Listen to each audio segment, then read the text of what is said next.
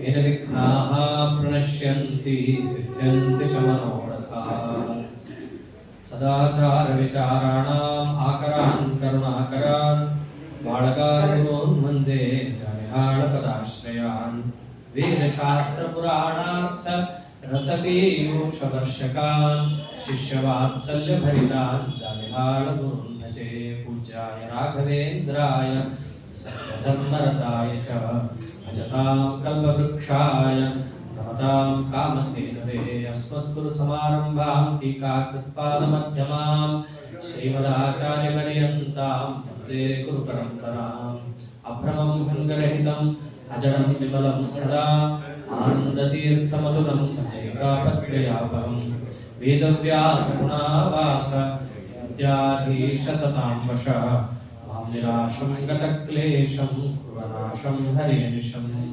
कृष्णाय वासुदेवाय हरये परमात्मने प्रणतक्लेशनाशाय गोविन्दाय नमो नमः लक्ष्मीनारायणं नत्वा श्रीमदोधान् गुरुनति श्रीकृष्णगीतायाः भाष्यात्युक्तार्थसङ्ग्रहम् धर्मक्षेत्रे कुरुक्षेत्रे समवेतायुत्सवः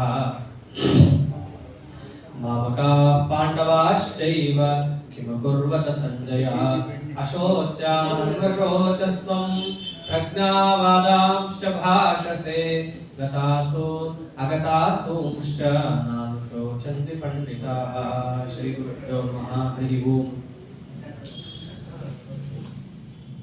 ಭಗವದ್ಗೀತೆಯ ಸ್ವಾರಸ್ಯವೇ ಅಷ್ಟು. ಹೇಳ್ತಿದ್ರು ಸಾಕು,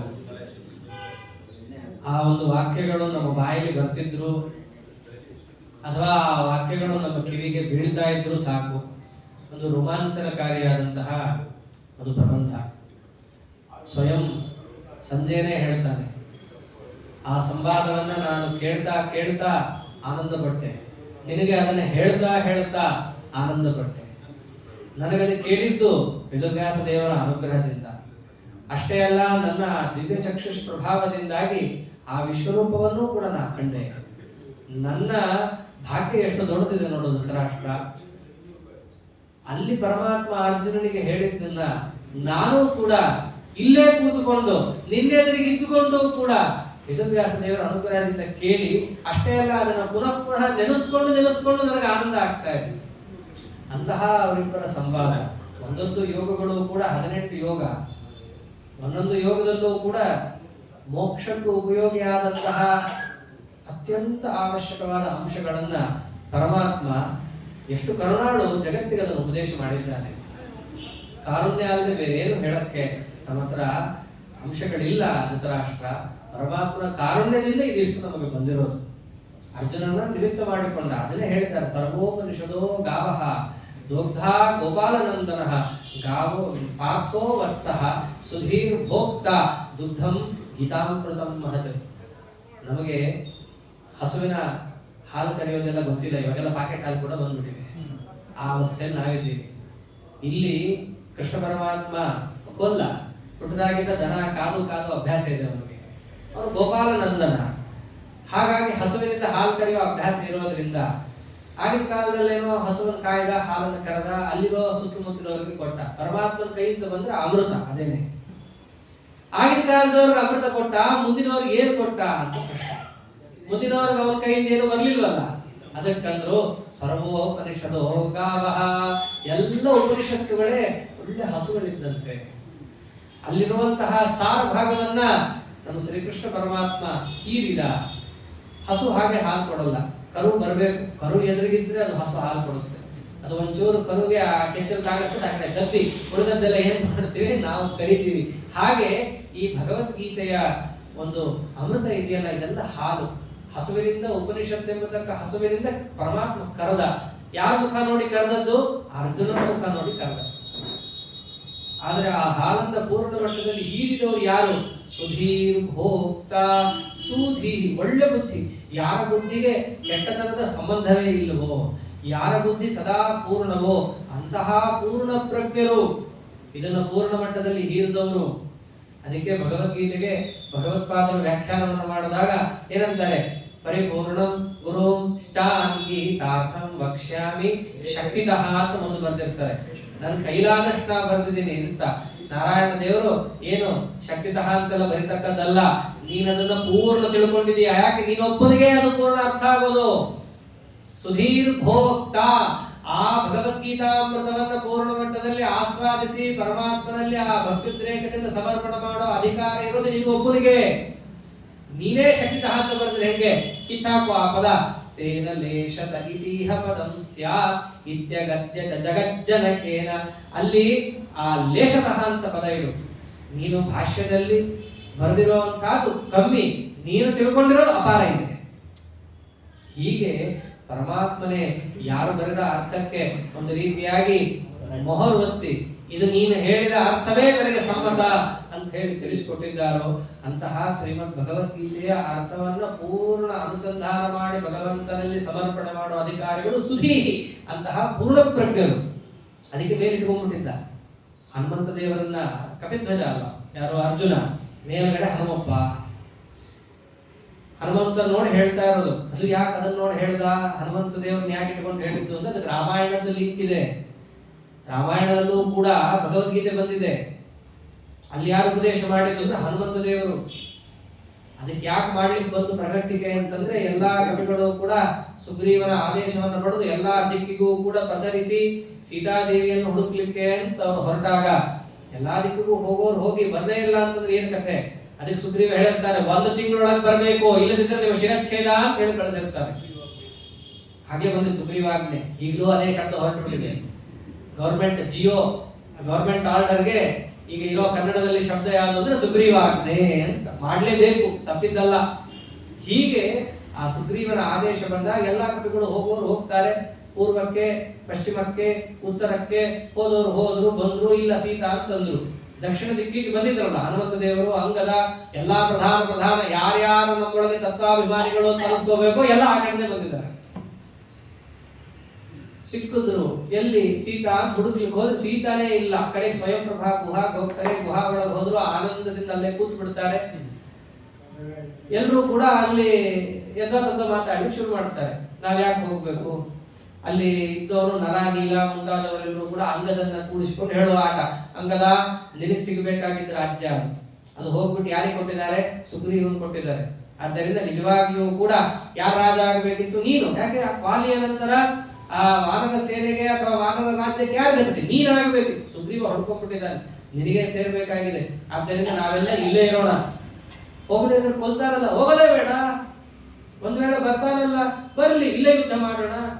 ಅಲ್ಲ, ರಾಮ ಇದ್ದಾನಲ್ಲ, ರಾಮನೂ ನಮ್ಗೆ ನೋಡ್ಕೊಂಡ್ಬಿಡೋಣ. ಆ ತಲೆ ಹೇಗೋ ಓಡೋ ಪರಿಸ್ಥಿತಿ ಇದ್ರೆ ಎಲ್ಲೆಲ್ಲೋ ಓಡ್ತಾ ಇರುತ್ತದು. ಹಾಗೆ ಇವರೆಲ್ಲ ಕೂತ್ಕೊಂಡು ಮೀಟಿಂಗ್ ಮಾಡ್ತಾ ಇದ್ದಾರೆ. ಒಬ್ಬ ಮಾತ್ರ ಅಲ್ಲಿಲ್ಲ, ಹನುಮಾನ್. ಇವರೆಲ್ಲ ಒಂದೇನು ಗುಂಪು ಕಟ್ಟಿಕೊಂಡು ಸಮಾವೇಶ ಮಾಡ್ತಿದ್ರು. ಆ ಸಮಾವೇಶಕ್ಕೆ ಹನುಮಂತ ಬಂದಿರಲಿಲ್ಲ. ಎಲ್ರಿಗೂ ಅದೊಂದು ಭಯ, ಇವನೊಬ್ಬ ಹೊರಗಿದಾನಲ್ಲಪ್ಪ, ಇವನೊಬ್ಬ ನಮ್ಮ ಪಾರ್ಟಿಗೆ ಹಾಕೊಂಡ್ಬಿಟ್ರೆ ನಮಗೇನು ಭಯವೇ ಇಲ್ಲ ಅಂತ. ಯಾವಾಗ ಹನುಮಂತ ದೇವರನ್ನು ಒಂದು ಮಾತು ಕೇಳೋಣ ಅಂತ ಹೋಗಿದರು, ಹನುಮಂತ ದೇವರು ದೂರ ಕೂತಿದ್ರೆ. ಯಾಕೆ? ಇಂಥ ಅಯೋಗ್ಯ, ಅಜ್ಞಾನ ಮುಂತಾದವುಗಳಿದ್ದಲ್ಲಿ ಹನುಮಂತ ದೇವರು ಬರೋದೇ ಇಲ್ಲ. ಯಾವಾಗ ಅವರು ಹನುಮಂತ ದೇವರನ್ನು ಕರೆದ್ರು, ಬಂದು ಏನ್ ವಿಷಯ?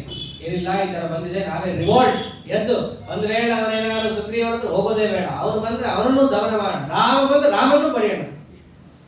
ರಾಮ ಪ್ರತೀಪಂ ನಸಹೇತ ವೀರ.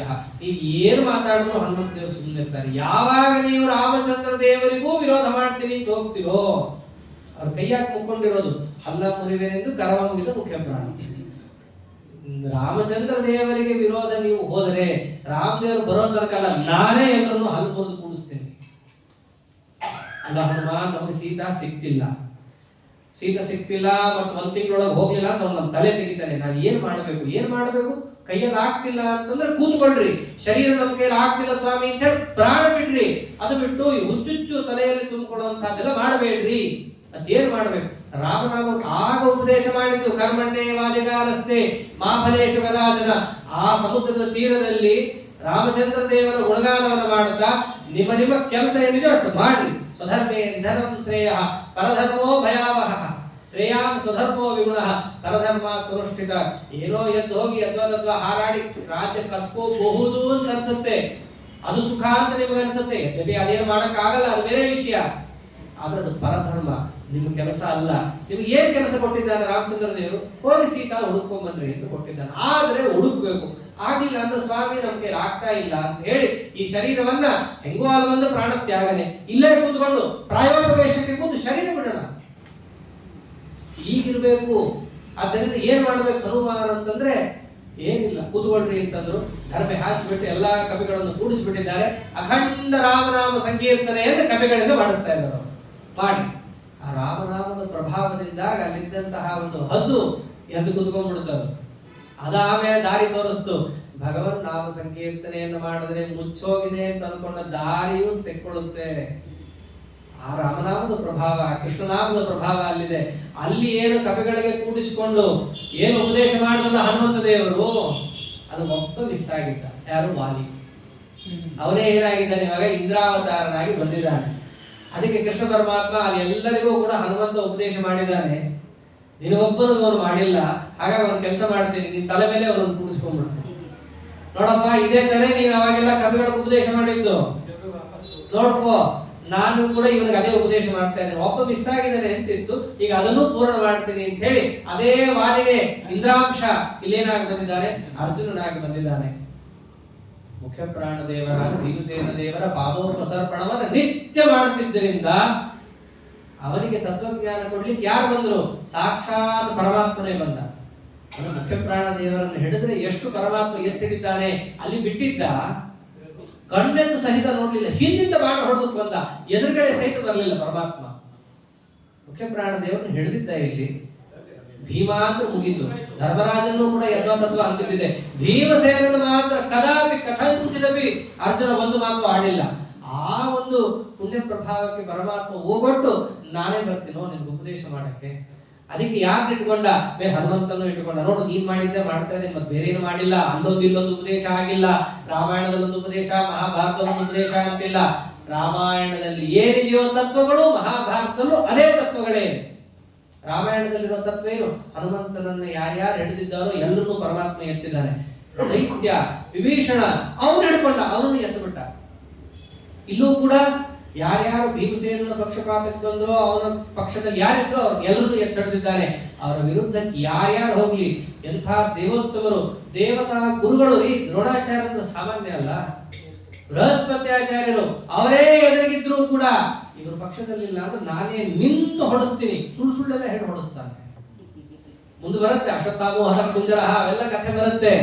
ಅಂದ್ರೇನು? ರಾಮಾಯಣದ ತತ್ವ ಏನೋ ಮಹಾಭಾರತದ ತತ್ವನೂ ಅದೇ.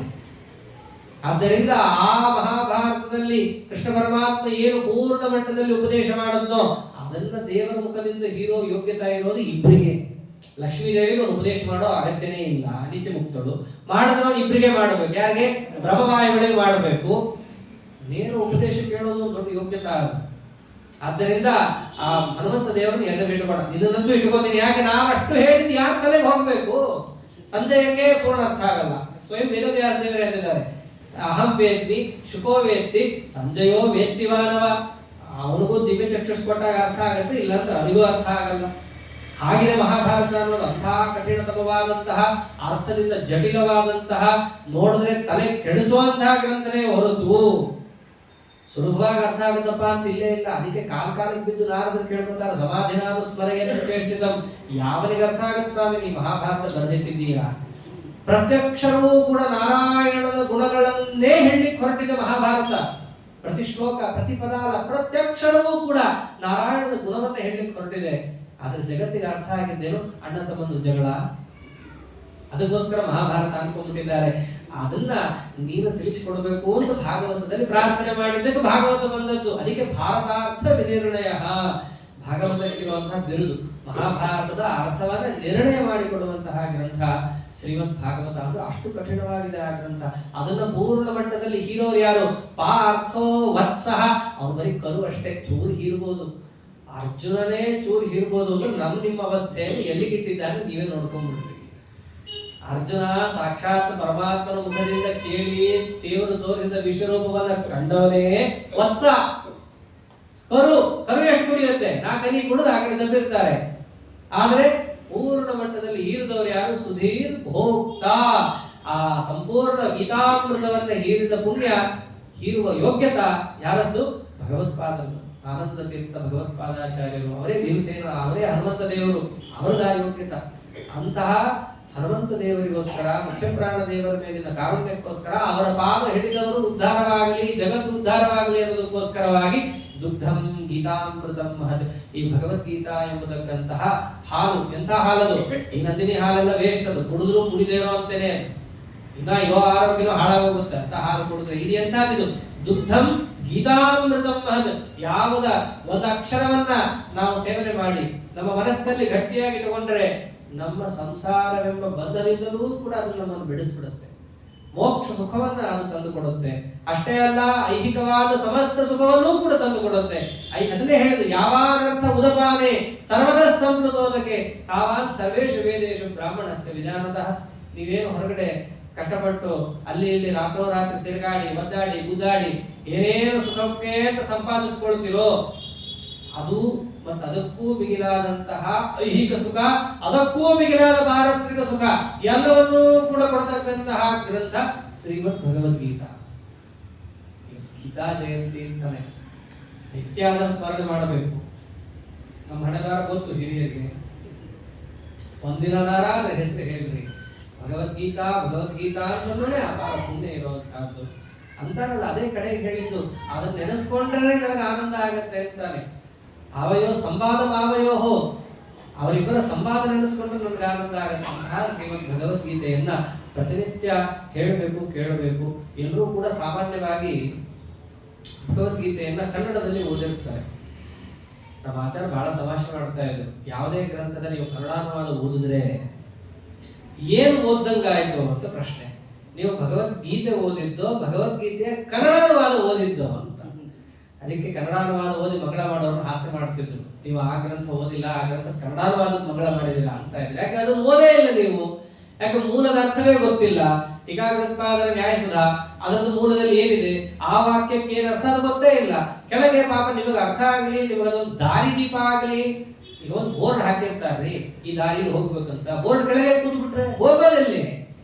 ನಿಮಗವರು ಕನ್ನಡಾನುವಾದ ಇಲ್ಲ ಯಾಕೆ ಬರ್ಕೊಡ್ತಾರೆ? ನಿಮಗೆ ಇದೊಂದು ದಾರಿ ಆಗಪ್ಪ, ಅರ್ಥ ಆಗ್ಲಿ. ಇಲ್ಲ ನೀವು ಇದನ್ನ ನೋಡ್ಕೊಂಡು ಇಲ್ಲೇ ಕೂತ್ಕೊಂಡ್ಬಿಡ್ಬೇಡ್ರಿ, ಮುಂದೆ ನುಗ್ಗಿ ಮೂಲಕ್ಕೆ ಇದು ಹೇಗೆ ಅರ್ಥವಾಗಿದೆ ಅನ್ನೋದನ್ನ ತಿಳ್ಕೊಳ್ಳೋ ಪರಿಶ್ರಮ ಪಡ್ಲಿ ಅಂತ ಅವ್ರು ಬರೆದಿರ್ತಾರೆ. ಅದು ಬಿಟ್ಟು ಅದಷ್ಟನ್ನೇ ಓದಿ ನಮ್ಗೆ ಇಷ್ಟ ಸಾಕಪ್ಪ ಅಂತ ಕೂತ್ಕೊಳ್ಳೋದಿದೆಯಲ್ಲ, ಇದನ್ನೇ ಬೈದಿದ್ದಾನೆ.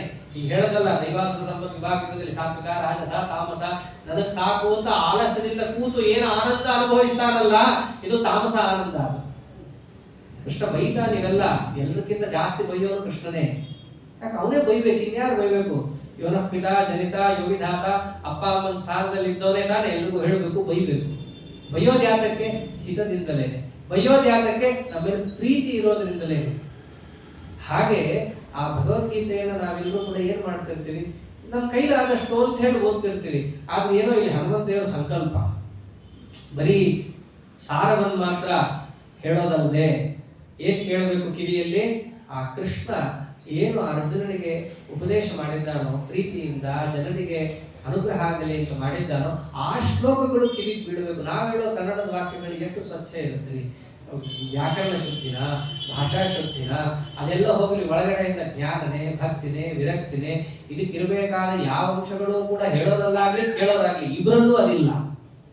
ನಾವ್ ಏನ್ ಹೇಳ್ತೀವಿ, ಏನ್ ಅನುವಾದ ಮಾಡ್ತೀವಿ? ಹೌದಪ್ಪ, ಶ್ರೀಮದಾಚಾರ್ಯರಂಥವ್ರು ಅನುವಾದ ಮಾಡ್ತಿದ್ರು, ಟೀಕಾಕೃತ್ಪಾದರು, ರಾಯರು, ಅಂತ ಮಹಾನುಭಾವರು ಏನಾದ್ರು ಹೇಳ್ತಿದ್ರೆ ಹೌದಪ್ಪ ಒಪ್ಪಗೋತೀವಿ.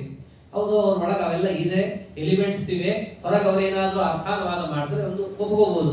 ನಿಮ್ಮಂಥವ್ರಲ್ಲಿ ಏನಿದೆ ಅಂತ ಹೇಳಿ ನಮ್ಮ ವಾಕ್ಯವನ್ನು ಕೇಳಿ ಪುನೀತರಾದ್ವಿ ಅನ್ಕೋಬೇಕು. ಏನೇನೇನೇನು ಆಗಲ್ಲ.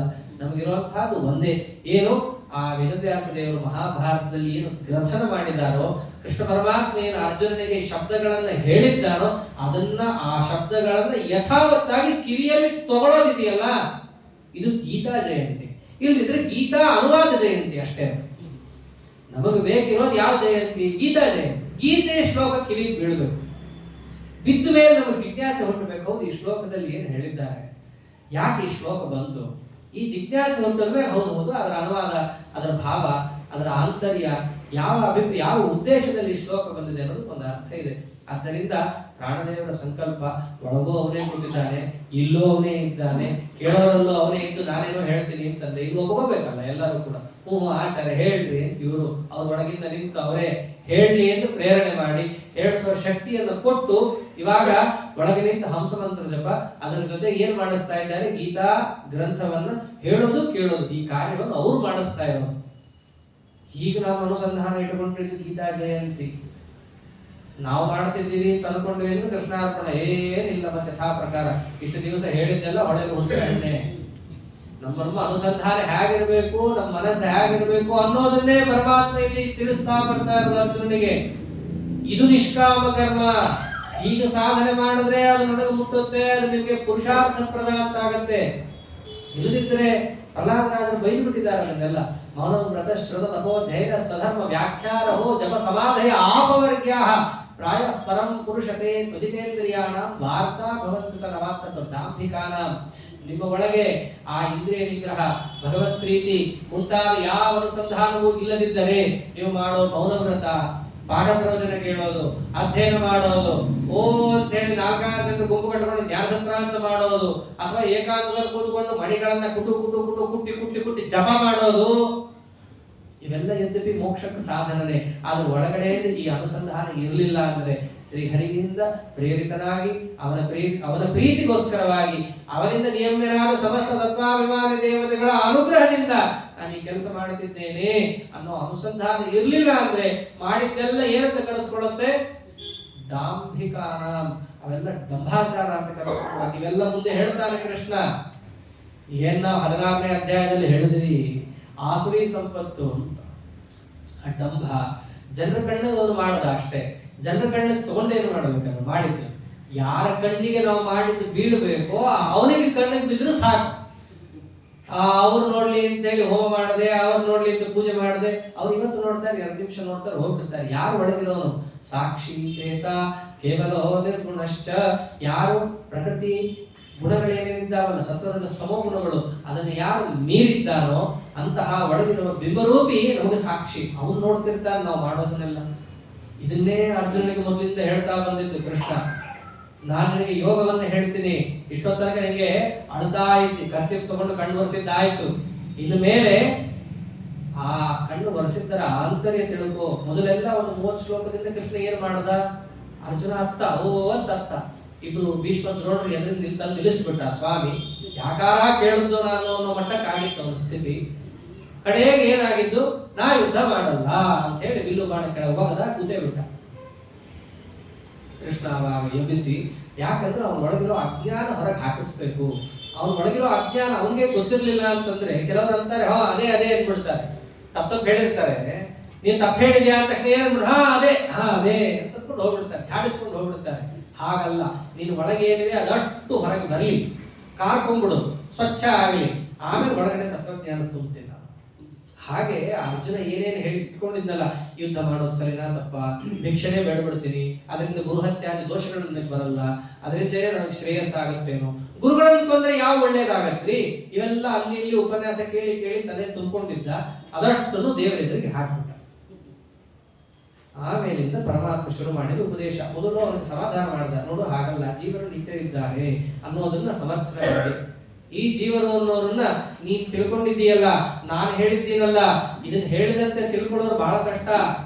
ಉಪನ್ಯಾಸ ಕೇಳ್ತಾರೆ, ಆಮೇಲೆ ಸ್ವಲ್ಪ ಉಪನ್ಯಾಸದ ಹಾಲು ದಾಡ್ತಿದ್ದಂಗೆ ಆಶ್ಚರ್ಯವತ್ ಪಶ್ಯತಿ ಕಷ್ಟಿದೇನಂ, ಬಹಳ ಕಷ್ಟ, ಇವೆಲ್ಲ ಅರ್ಥ ಆಗಲ್ಲ. ಅದೆಲ್ಲ ನಿನ್ನ ಮನಸ್ಸಲ್ಲಿ ಬೇರೂರ್ಬೇಕಂದ್ರೆ, ಅದು ಬೇರೂರಿ ನಿನ್ನ ಎಲ್ಲಾ ದುಃಖಗಳು ಕೂಡ ಪರಿಹಾರ ಆಗಬೇಕಂದ್ರೆ ಅದಕ್ಕೊಂದು ದಾರಿ ಇದೆ. ಯಾವುದು? ಬುದ್ಧಿರ್ ಯೋಗೇ ತ್ವಿಮಾಂ ಶೃಣು. ನೀನೇನಾದ್ರೂ ಆ ಪ್ರತಿಬಿಂಬನಾದ ಜೀವನ ಬಿಂಬನನ್ನ ಸರಿಯಾಗಿ ತಿಳ್ಕೊಂಡೆ ಅಂದ್ರೆ ಆಗ ನಿನ್ನ ಜೀವನ ಬಗ್ಗೆ ಗೊತ್ತಾಗುತ್ತೆ. ಓ, ಜೀವನ ಬಗ್ಗೆ ತಿಳ್ಕೊಳ್ಳೋಕಷ್ಟೇ ಅಪರೋಕ್ಷ ಜ್ಞಾನನ? ಇಲ್ಲ ಇಲ್ಲ, ಅದಕ್ಕಿಂತ ಬಹಳ ದೊಡ್ಡ ಪ್ರಯೋಜನ ಇದೆ. ಕರ್ಮಬಂಧಂ ಪ್ರಹಾಸ್ಯಸಿ, ಮೋಕ್ಷದ ಪುರುಷಾರ್ಥವೇ ಇದೆ.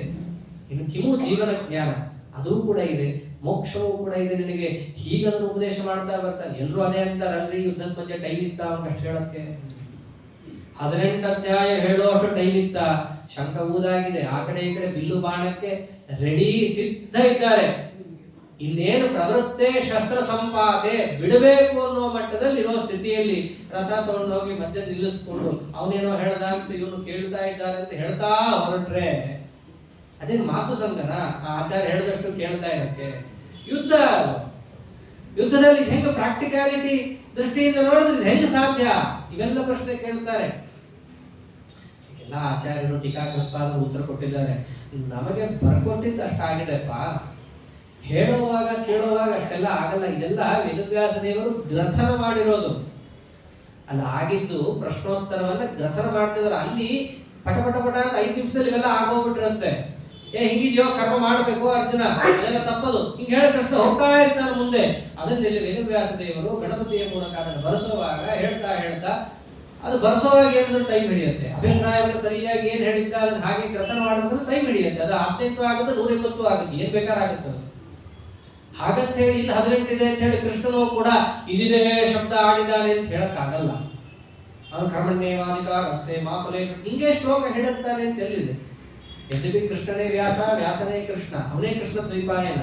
ಅವನಿಗೆ ಗೊತ್ತು ಅಲ್ಲಿ ಏನ್ ಹೇಳಿದ್ದಾನೋ, ಇವನಿಗೆ ಗೊತ್ತಿದೆ. ಅದನ್ನೇ ಈತನು ಕೂಡ ಏನ್ ಮಾಡಿದ್ದಾನೆ, ಗ್ರಥನ ಮಾಡಿಟ್ಟಿರೋದು. ಆದ್ದರಿಂದ 15 ನಿಮಿಷನೋ 5 ನಿಮಿಷನೋ 10 ತಾಸೋ 20 ತಾಸೋ ಇವೆಲ್ಲ ಪ್ರಶ್ನೆ ಅಲ್ಲ. ಅಲ್ಲಿ ಎಷ್ಟು ಹೇಳಿದ್ನೋ ಹೇಳಿದ್ದ. ಅಲ್ಲಿ ಸಂಗತವಾಗಿ ಪ್ರಸಂಗಕ್ಕೆ ಅನುಕೂಲವಾಗಿ ಕೃಷ್ಣ ಏನ್ ಹೇಳಬೇಕು ಎಲ್ಲ ಹೇಳೇ ಇದ್ದಾನೆ. ಅಲ್ಲಿ ಹೇಳಿದ್ದನ್ನೇ ಇದು ಕೂಡ ವೇದವ್ಯಾಸ ದೇವರು ಗ್ರಥನ ಮಾಡಿದ್ದಾರೆ, ಶ್ಲೋಕ ರೂಪದಲ್ಲಿ ಗ್ರಥನ. ಆದ್ದರಿಂದಾಗಿ ಏನಾಗಿದೆ, ಆ ಎಲ್ಲೆಲ್ಲಿ ನಿಲ್ಲಿಸಬೇಕು, ಎಲ್ಲೆಲ್ಲಿ ಇದಾಗಿದೆ ಅನ್ನೋದನ್ನ ಕ್ರಮವಾಗಿ ವೇದವ್ಯಾಸ ದೇವರು ಹೇಳಿರೋದು. ಇವೆಲ್ಲ ಗೀತೆಯ ಹೊರನೋಟ. ಗೀತಾ ಒಳಗೆ ಇನ್ನ ಬರೋದು ಕಷ್ಟ, ಹೊರಗಿಂದಲೇ ಏನೇನೋ ಆಕ್ಷೇಪಗಳಿರ್ತವೆ. ಅದಕ್ಕೆ ನಾವು ಸರಿಯಾಗಿ ಅರ್ಥ ಮಾಡ್ಕೋಬೇಕು. ಇವೆಲ್ಲ ಯಾಕೆ? ಅಪ್ರಾಮಾಣ್ಯ ಬುದ್ಧಿಯನ್ನ ಪರಿಹಾರ ಮಾಡ್ಕೊಳ್ಳೋಕೆ. ಗೀತೆನೇ ಅಪ್ರಮಾಣ ಯಾಕ್ರಿ? ಅದು ಇಂಪ್ರಾಕ್ಟಿಕಲ್ಲು. ಅಲ್ಲಿ ಹೇಳಿರೋದು ಇನ್ನ ಹೆಂಗ್ ಪ್ರಾಕ್ಟಿಕಲ್ ಆಗುತ್ತೆ? ಯುದ್ಧದ ಮಧ್ಯೆ ಯಾರಿಗೆ ಹೇಳಕ್ಕಾಗತ್ತೆ? ಇವೆಲ್ಲ ಇಂಪ್ರಾಕ್ಟಿಕಾಲಿಟಿ ಹೊರಗಿನಿಂದ ಪ್ರಶ್ನೆ ಮಾಡೋದು. ಹೊರಗಿನಿಂದಲೇ ಇಷ್ಟು ಇಂಪ್ರಾಕ್ಟಿಕಲ್ ಇದೆ ಅಂದ್ರೆ ಒಳಗಿಂದ ಎಷ್ಟು ಇಂಪ್ರಾಕ್ಟಿಕಲ್ ಇರುತ್ತೆ? ಅದಕ್ಕೋಸ್ಕರ ಇವೆಲ್ಲ ಯೋಚನೆ ಮಾಡೋದು. ಹಾಗಲ್ಲ ಉತ್ತರ ಕೊಟ್ಟಿದ್ದು ಅದಕ್ಕೆ. ಎಲ್ಲಾ ರೀತಿಯಿಂದಲೂ ಕೂಡ ಕಾರ್ಯ ಸಾಧ್ಯವಾದಂತಹ ಅಂಶಗಳೇ ಭಗವದ್ಗೀತೆಯಲ್ಲಿರೋದು. ಹಾಗೆ ಒಂದೊಂದೇ 18 ಯೋಗದಲ್ಲಿ ಪ್ರತ್ಯೇಕ ಒಂದೊಂದೇ ನಾವು ನೋಡ್ತಾ ಹೋದ್ರೆ ಶ್ಲೋಕಗಳನ್ನ ಕೆಲವರಿಗೆ ಅದೊಂದು ಆಕ್ಷೇಪ ಇದೆ ಇದರ ಮೇಲೆ. ಪುರಾಣ ಅಂತಂದ್ರೆ, ಇತಿಹಾಸ ಅಂದ್ರೆ ಕೆಲಸಕ್ಕೆ ಬಾರದಿರೋ ಶ್ಲೋಕಗಳೇ ಜಾಸ್ತಿ. ಅದಕ್ಕೆ ನೋಡ್ರಿ ಎಲ್ಲ ಉಪನ್ಯಾಸ 15 ದಿನದಲ್ಲಿ ಮುಗಿದೋಗುತ್ತೆ ಅಂತಂತಾರೆ. ಸಾಮಾನ್ಯ ಮನುಷ್ಯರೇನೆ ಒಂದು ಮಾತಿನಿಂದ ಇನ್ನೊಂದು ಮಾತನ್ನ ಹೇಳ್ಬೇಕಂದ್ರೆ ಸಂಗತಿ ಇಲ್ಲದೆ ಮಾತಾಡಲ್ಲ ಪ್ರವೀತರು. ಅಂತಹದ್ದು ಯಾರು ಬರೆದಿರೋನು? ಸಾಕ್ಷಾತ್ ಪುರುಷೋತ್ತಮ ವೇದವ್ಯಾಸ ದೇವರು ಬರೆದಿರುವಂತಹದ್ದು. ಪುರಾಣಗಳಾಗ್ಲಿ ಇತಿಹಾಸವಾಗ್ಲಿ ಅವರೇನಾದ್ರೂ ಅಸಂಗತವಾದದ್ದು ಬರೀತಾರಾ? ಒಂದು ವೇಳೆ ನಿಮಗೆ ಸಂಗತಿ ಗೊತ್ತಾಗದೆ ಇದ್ರೆ ನಿಮ್ಮ ಬುದ್ಧಿ ದಾರಿದ್ರ್ಯನೇ ಹೊರತು ಅದು ವೇದವ್ಯಾಸ ದೇವರ ಒಂದು ಗೊತ್ತಾಗದೇ ಆದ ಅಚಾನಕ್ಕಾದ ಕೆಲಸ ಅಲ್ಲ. ಆಚಾರ್ಯರ ವಾಕ್ಯ ನೋಡಿದ್ರು ಹೀಗೆ ಅನ್ಸುತ್ತೆ ನಮಗೆ. ಶಿವರಾಚಾರ್ಯರ ವಾಕ್ಯ ನೋಡಿ ನಮಗೆಲ್ಲ ವಿದ್ಯಾರಣ್ಯರಿಗೂ ಹೀಗೆ ಅನಿಸಿದ್ದು. ಜಯತೀರ್ಥ ವಿಜಯದಲ್ಲಿ ಈ ಕಥೆ ಬರುತ್ತೆ. ದೊಡ್ಡ ವೇದ ಭಾಷ್ಯಕಾರ ಜಯತೀರ್ಥರನ್ನು ನೋಡ್ಬೇಕು ಅಂತ ಹೇಳಿ ಗುಹೆಗೆ ಬಂದ. ಅಲ್ಲೊಂದಿಷ್ಟು ಯಥಾತತ್ವ ಆಯ್ತು, ಹೆದರ್ದ.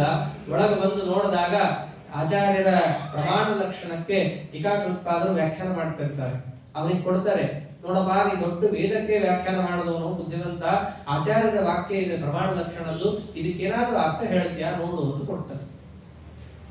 ಆಚಾರ್ಯರ ವಾಕ್ಯ ಹೇಗಿದೆ? ಬಾಲಸಂಘಮಪಿ ಬೋಧಯದೃಶಂ ದುರ್ನಿರೂಪ ವಚನಂಚ ಪಂಡಿತೈಹಿ.